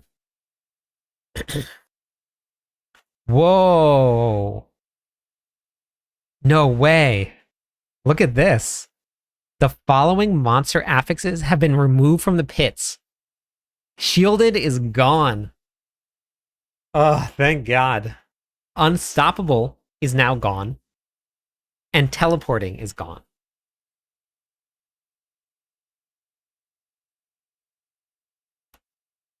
This was like, we've heard the feedback from players that may opt to restart runs if they encounter enemies with these affixes.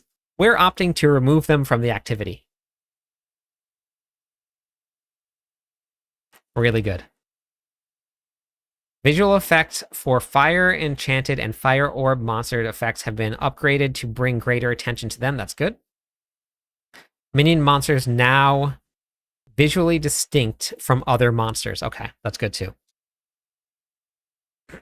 Obdicite rewards in Herodic strong rooms have been reduced significantly.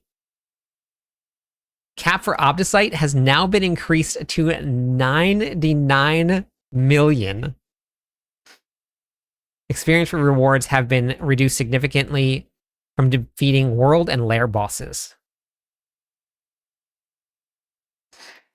If they're doing this, there's going to be somewhere in the game that's going to give a lot of Obdicite. We just don't know where it is.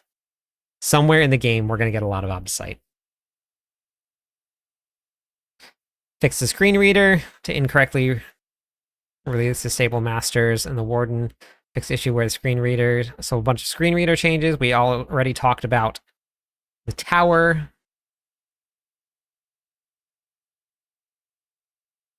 Yeah, not yet. Not yet.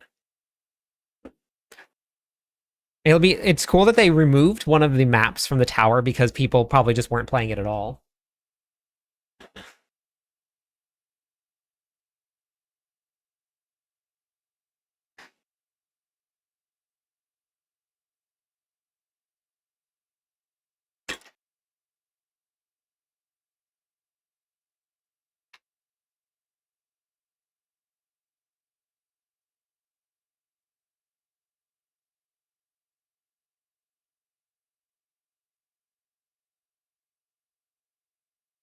Oh, they fixed this here.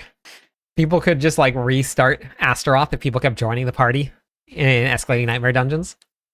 Tower. I actually don't know if Tower's in the base game or not. I haven't logged onto an Eternal character, so I'm not too sure.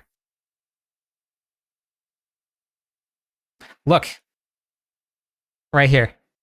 Fix an issue where clearing pit tiers didn't grant the expected amount of experience. So I don't think people were supposed to be grinding bosses this season. I think they just left it in there as like a happy accident. And I think we're going back to the pits, possibly. Fix an issue where... Could be, yeah. Tormented challengers. Fix an issue where necromancers couldn't imprint certain legendary aspects with shields.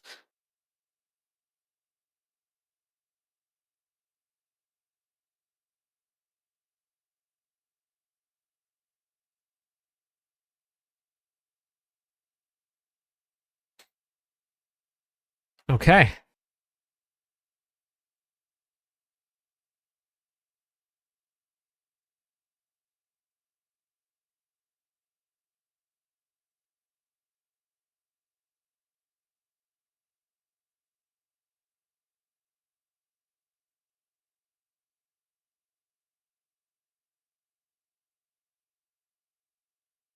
Yeah, we also don't know what the new content is going to be. Papa. We have no idea. Yeah, very good patch notes. I'm pretty happy with it. I think Season 12 is going to be a lot more fun than people expect it to be.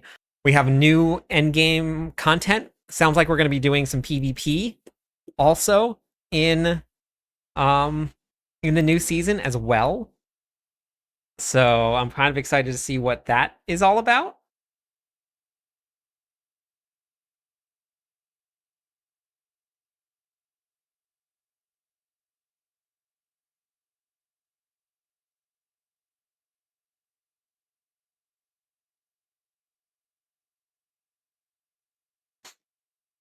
Yeah, it should be very interesting to see what comes with the new season. The blog was here, I believe.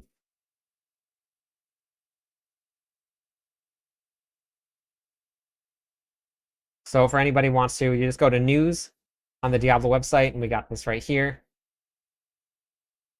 These are the different abilities, it looks like, that the Butcher is going to have.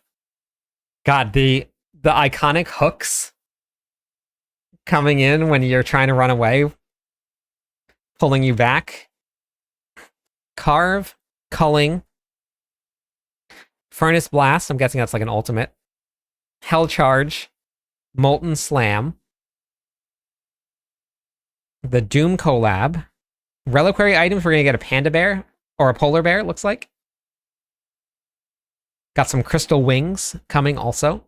And if you guys want to win the battle pass, you can hop into Discord, sign up for the race. You have a couple more days to sign up. Sign up for the race. And the top 2 teams that complete capstone number 5 are going to get themselves a battle pass. So I would hop in.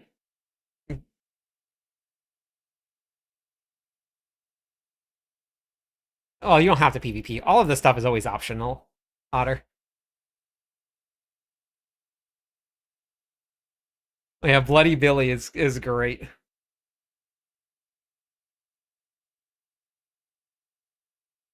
I'm pretty excited. 300, let's go.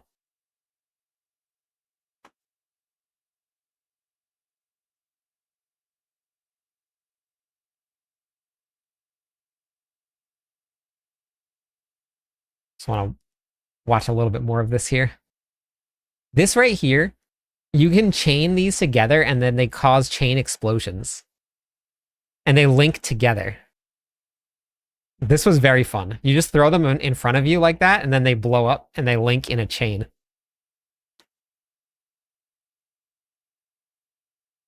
That was the ultimate right there. Thing looks so cool. Hey, Ryder. How's it going today? Welcome back.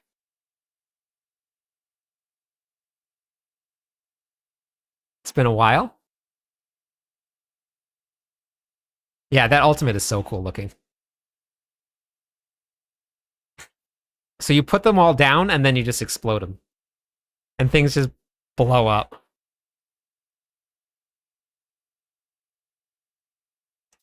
Run in front of you, and then pop them open. Yeah, I can't wait for the Warlock either. It was so much fun to play.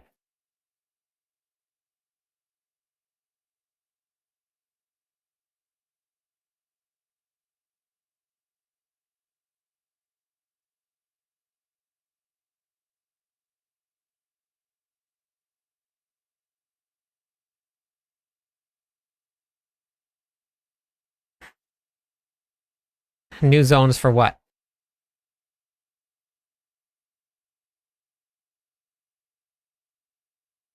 These are all of the demon ones here.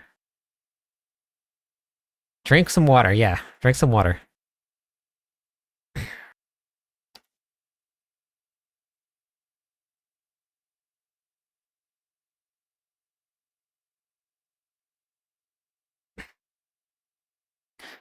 I actually drank all my water, which is why I had to run to the bathroom so many times. I've drank this whole thing and I drank water.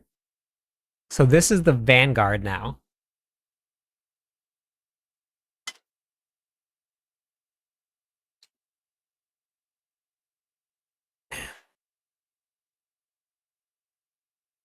There's demon form.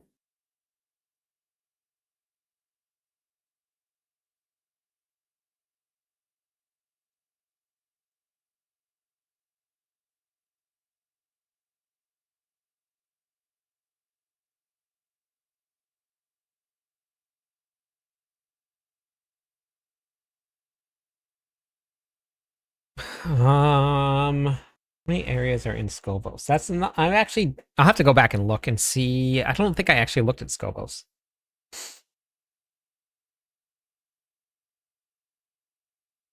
It was all grayed out. You couldn't see any of it. The fog was there. But I think if you moused over it, if I remember right, like 5 or 6 of them, maybe 7. I'll have to go back and look and see if I have any. But I don't think that I actually looked.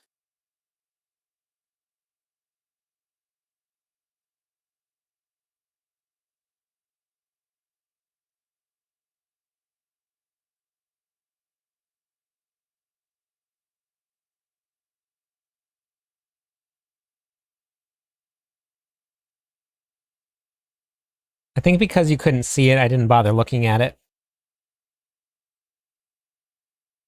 Yeah. I don't know.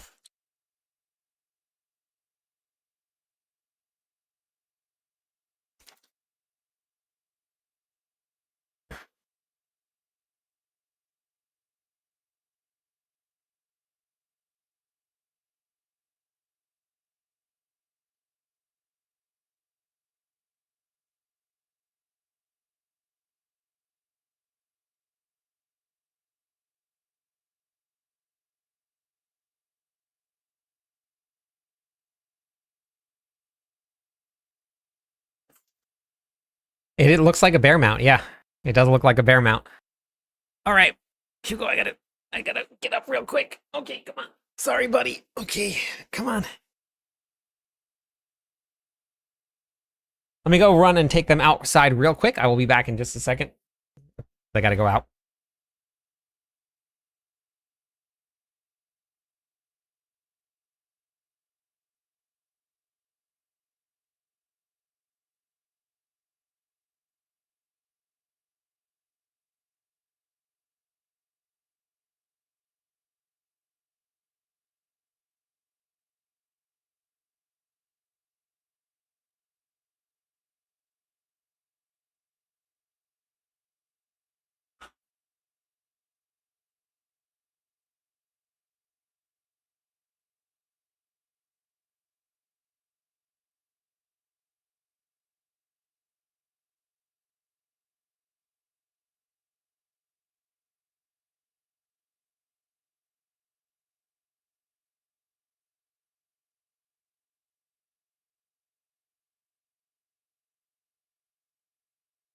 Let me just do this real quick before I take them out. I'll put on one of the other videos that I posted. So it's not just Dead Space chair stream. This is kind of like what the experience was Never like in here. a million years did I ever expect to get chosen to go play test the Warlock, to fly out to Blizzard headquarters, walk down Blizzard Way, and get to see all of this incredibly awesome experience and content. I'm going to talk about a little bit of that today. We're going to talk about what the playtest was like. I'm going to show you the build that I will probably be leveling with the Warlock. Now, we did not get a lot of time to playtest, so the builds will be fleshed out when they get closer to the season and when we actually hop in. But we're going to talk about all of that and more. The first start off, what was the experience like? I got the text message asking if I was interested in flying out to California, and I was pulling into work. I looked at my phone, and probably within about 0 seconds had already said yes. Didn't talk to anybody, didn't make any final plans. Immediately, yes, I would absolutely love to get the opportunity to go and do this. Then we finally got all of this stuff worked out. We flew to California. That was a trip in itself. I'm in Hawaii, so we got not a super long flight. There were some people that got to fly a lot longer, but we got to meet a whole bunch of really, really awesome content creators. These are some of the members from Core Skill. I'm sure that you will recognize them, Lothburger and Immortalize. It was really, really awesome to get to connect with them, hear their stories, see what it was like for them, talk to them in person rather than just through text and a screen. So meeting a whole bunch of these really awesome, great content creators for Diablo 4 was an experience in itself. Then on the first day of the event, they handed me this name tag right here, and that was when it felt real. It has my name on it, and it was really an odd experience because when I first got there and I met the very first person that I walked into, I wasn't sure how to introduce myself. I didn't know if I called myself by my real name or by my content creator name. I didn't really understand what the protocol was. Fortunately, the very first thing that somebody said to me was, we're just going by our gamer tags. That was very, very easy, very much better than having to get really confused about who was what. And then, of course, when they put the names on there, made it all the difference. We got that, we had breakfast, and then we got to go on some buses to actually visit Blizzard HQ, which was really cool to see. All of this Blizzard stuff all over the place, statues, paintings, all of this stuff, just memorabilia galore. We got to sit in a room with the developers, and we got 2 different Q&As, which were very, very fun. And it was really awesome, not just seeing it from a system side, because one of the Q&As was from a system side, and then the other one was from a lore side. And just hearing how the stories come together and how they put so much thought into what ties into this and this ties into that, it was just really, really inspiring to see how passionate everybody was about Diablo 4, about the future, and about Lord of Hatred. I'm very, very excited for what's going to be coming. And let me tell you, only got a sneak peek. If you think that we got the whole thing, we barely got anything. Because after the Q&As, that was when we got to finally go playtest. We went and ate lunch, got shipped off into a room, and then the playtest began. We got to playtest at level 40 and level 15 only, and we only had 2 hours. Just 2. It was the fastest 2 hours of my entire life. The skill tree was all brand new. I had to read through the skill tree, and then I had to remind myself, okay, you got to hurry up and get through this skill tree. Just breeze through it because you still have to play test. They had 4 different builds set up for us that we could play, and then we got to mess around with whatever we wanted to within that level 40 range. So I still have no idea what the end game looks like. I still have no idea what the gear is going to look like. There were very limited aspects that we can get. There was no gear dropping, really. It was just very, very static and a very, very easy teaser. But let me tell you, I logged in and I clicked the first couple skills on the Warlock, and mind blown. It was so cool. It was flashy. It was well thought out. It was really just an amazing experience. And I'm going to show you the build that we put together. And this was from testing in the training grounds. We tried a couple things, and I wanted to make a very fast, fun leveling build that had a lot of mobility. And there were a couple really fun ways that you could change around some skills to make them mobility when they weren't mobility before. So we combined a bunch of things, made a bunch of things just work together to make a really fast, really fun auto-targeting build. So we're going to go over that now so you can see what the build is, and I'll talk about it a little bit. I have all of the gameplay in a completely separate video. It's just all 4 different builds that you can go take a look at, and you can watch that. So check the link of the description of the video. I'll have them all tied together so you can see all of the different videos and all of the different content that we got to do. So this right here is the Vanguard Warlock. This has a demon form. It's kind of up and close, very tanky. This is more my playstyle, playing Barbarian mostly. I really like that up close personal style where you're just smashing enemies. And this form right here has several different things. You can see the mount there following you around. Now that gigantic dog flaming thing, that you can actually mount onto and you can ride around. And we'll speed this up a little bit so you can see it, but we'll actually end up getting on the mount. And when you get on the mount here, you actually ride around just like this, and it throws things on the ground and it attacks for you while you're on it.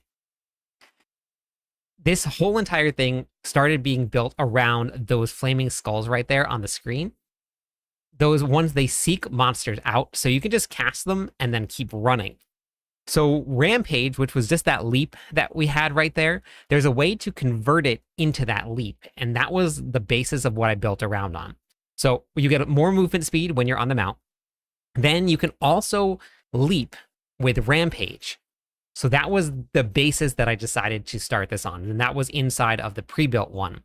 Then I got a chance to start working on my own, and Nether Step right here, this kind of started to tie the build together. So Nether Step, when you put that on, it's basically like the Duriel power when we had the boss powers. It's going to basically turn you into a shadow. You kind of look like you're going under the ground. And this is the ultimate here. The ultimate was cool. You can leap with it, and you can cast these skulls that just shoot around, and they auto-seek all of the enemies that you're fighting. So the goal was to make a very fast, very mobile build that all I had to do was cast a couple skulls, cast some mobility skills, and it would take me through the next room while the other skulls did some damage. Now, in order to keep using this, I had to build up dominance. And the little minions there, they're called Vile Child. Every time that they spawn, it would start to give me back my dominance. And I was working on trying to figure out ways to regenerate dominance faster, because then it would allow me to leap more. I didn't really get much of a chance to test everything out that I wanted to, but this is the mount here, just running around. And when we actually get to hop on, we'll be able to play it a lot more. But each of the skills, they're going to have several different modifiers. And normally with Rampage, like I said, that's just like this hand that comes out and just like slams the ground. But because we got to use this, and you can actually mount up with the ultimate just like that, and you can ride on your mount. The mount attacks, you're on the ultimate attacking, flaming everything all over, and then those skulls are chasing people around.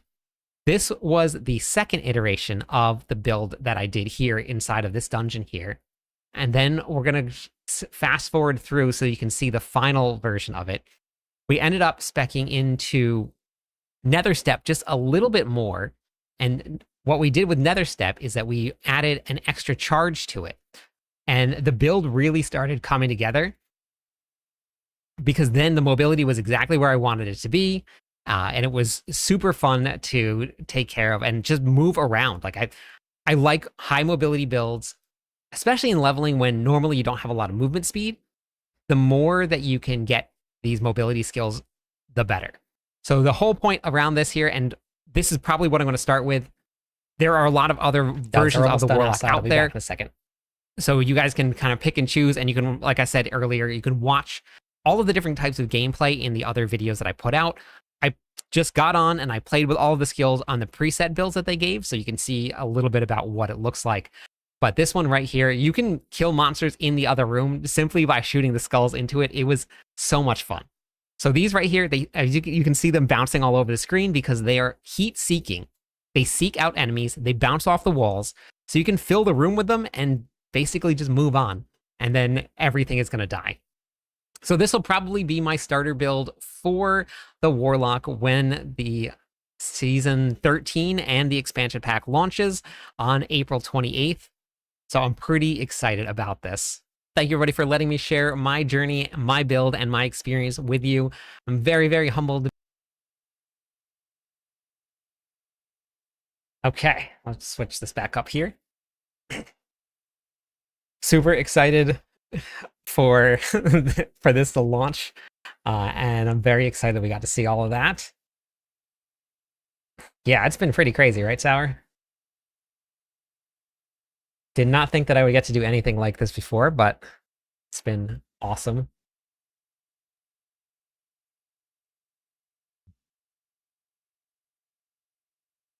What's wrong, Hugo? You all right? Thank you for the Prime sub.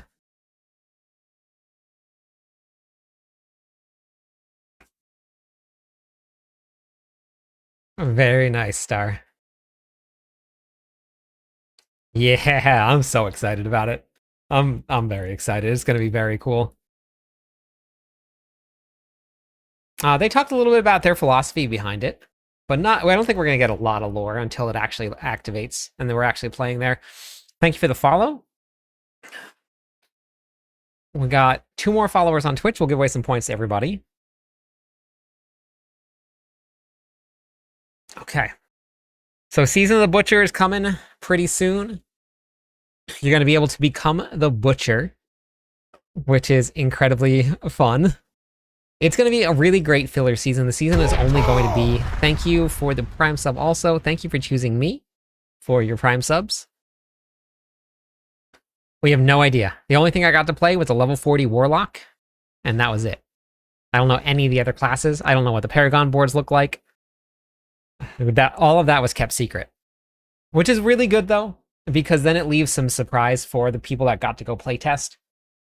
We got to see how the new skill tree looks. We got to see how the new classes feel and see how the new skill tree feels to build it and play it. But outside of that, it's all a secret. All of it. Been watching a lot of YouTube videos recently on builds, and they have been brilliant. Thank you. I'm glad that they've been helping. Thank you for being such a positive voice and having a pleasant demeanor, unlike... No problem. I'm just having fun. I'm just having so much fun. I just love playing. I appreciate that. Is it Elo Gaming? Did I get that right? Or is that I pronounced? Okay, perfect. All right, cool. Yeah, it's gonna be pretty fun. First time. I know, lucky me. So we're gonna get a taste of Power seasonal quest line here. So we get to go and become the Butcher here through the shrine. Grisly Metamorphosis. There are several ways to become the King of Slaughter. Earn meaty offerings, a new consumable item which can be used on Shrines of Slaughter in a new Helltide event. Activating this gory shrine draws enemies in Helltides to your location and kill them expeditiously to feed your gory rewards. Jack, the skill tree is very cool. And I don't know if you were here when I first started talking about it or I went over it, but you don't have to go in any order particular. You can pick whatever skills you want to put on your bar and you just pick them. You don't have to unlock certain things down the tree. You just pick the ones that you want your skills to go in, and then that's it. You customize your skills how you want them to be done. Field of Hatred. Wait, in Fields of Hatred. I missed that part. This is the PvP zone. Completely forgot about it. I know that they had mentioned PvP, but I missed that it was in the Fields of Hatred. A ceremony of slaughter completely replaces the typical PvP combat in this zone. So it's only in the PvP zone, but if you feel like going and PvPing, you can show up here. The new event turns the battlefield into a race for supremacy. Every kill fuels your savagery, a kill-based progression system that pushes you towards ultimate power. Interesting. So you're going to go into the PvP zone if you want to, and you have a new PvP activity.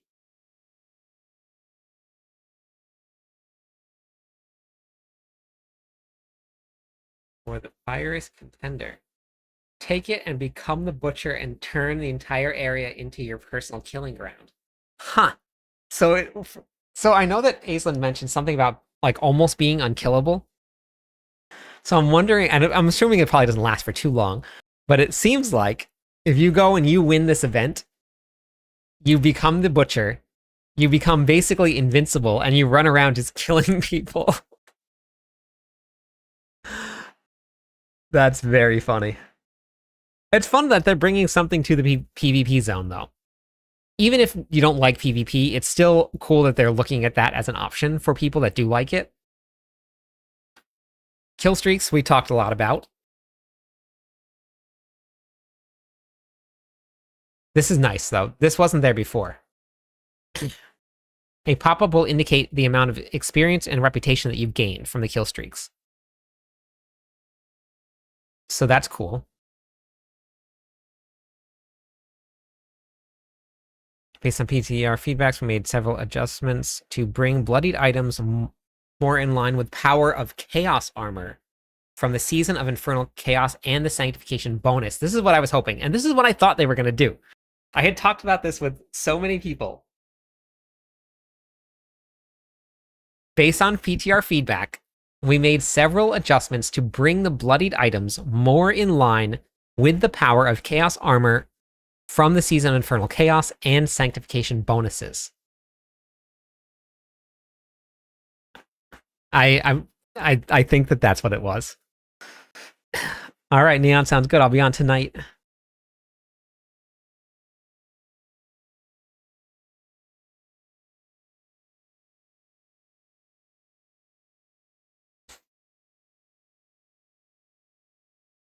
Thank you for the follow, Bran.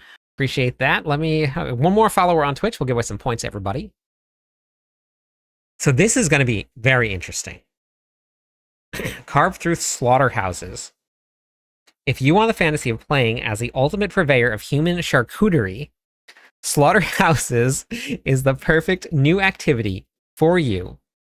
Step into this grisly gameplay, which keeps you as the butcher for the entire run.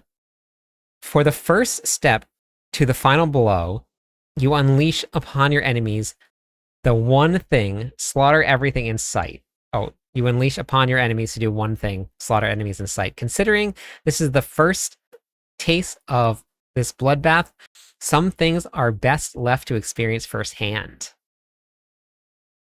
Oh, that's okay, Bran. I appreciate it.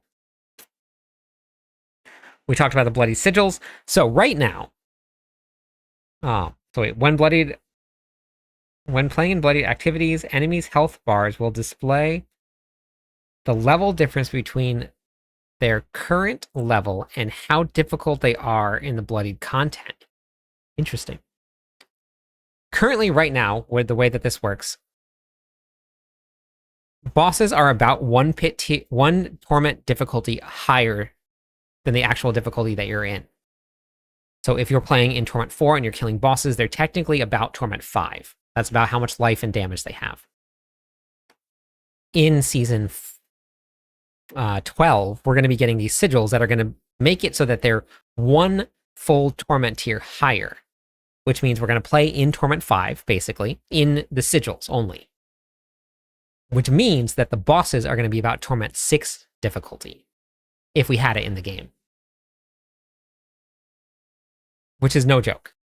So if you think about it, Pit 55 is Torment 4. That means Pit 70 is about Torment 5. If we're just going based on the progression that they have. And we're looking at about Pit 85 is going to be bosses.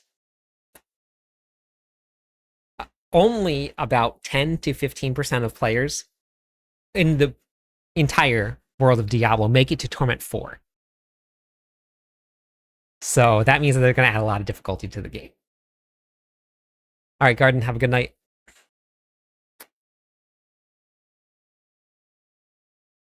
Did they update these? No. I was really hoping to see an update to this. This is so hard to run. Like, almost impossible to run it, but I don't know if the increased life will help, but it is almost impossible to run it.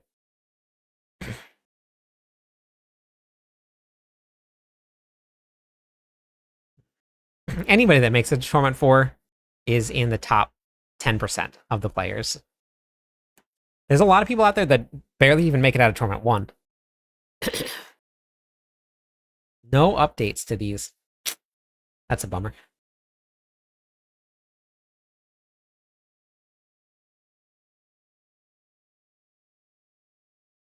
Look at that thing. That thing is so cool.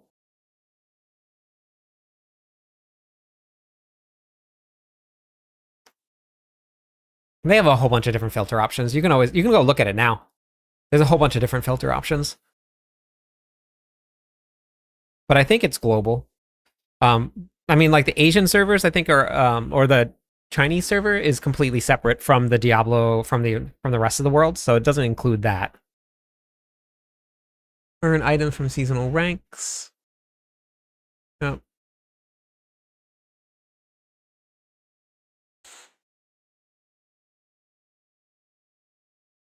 Okay. That's all the same. New Twitch drop. They expanded the free reliquary this season, so there's a lot more coming out of the free reliquary.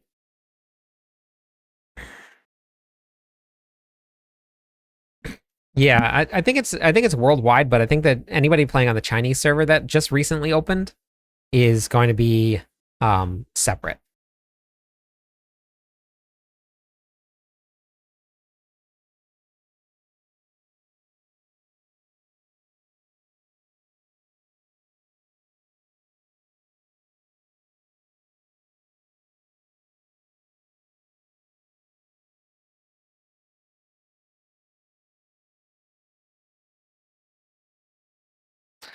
All right, everybody, I'm going to go eat some lunch. I'm going to go record some videos and post some videos about this stuff. But I will be back on my normal time tonight for the rest of some planners and hanging out, and we're going to possibly test some of the sword builds tonight that I got to put some planners together for.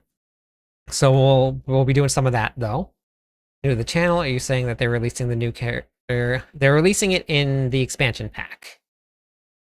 Not next season. Yeah, no problem, Chapo. That's a lot of fun. Thank you already for being here. Thanks for watching all of that with me. Pretty excited for this. We're going to go check out Immortalize. One of the members of the core skill team, so make sure you guys show some love over there.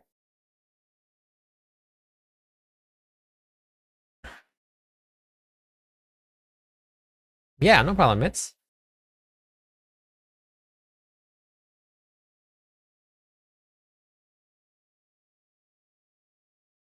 Every other damage scaler in your build. All right, everybody. If you hit I'll for catch like you all a trillion damage on the clip side, then you'll do 40% of you'll do 400 billion as poison.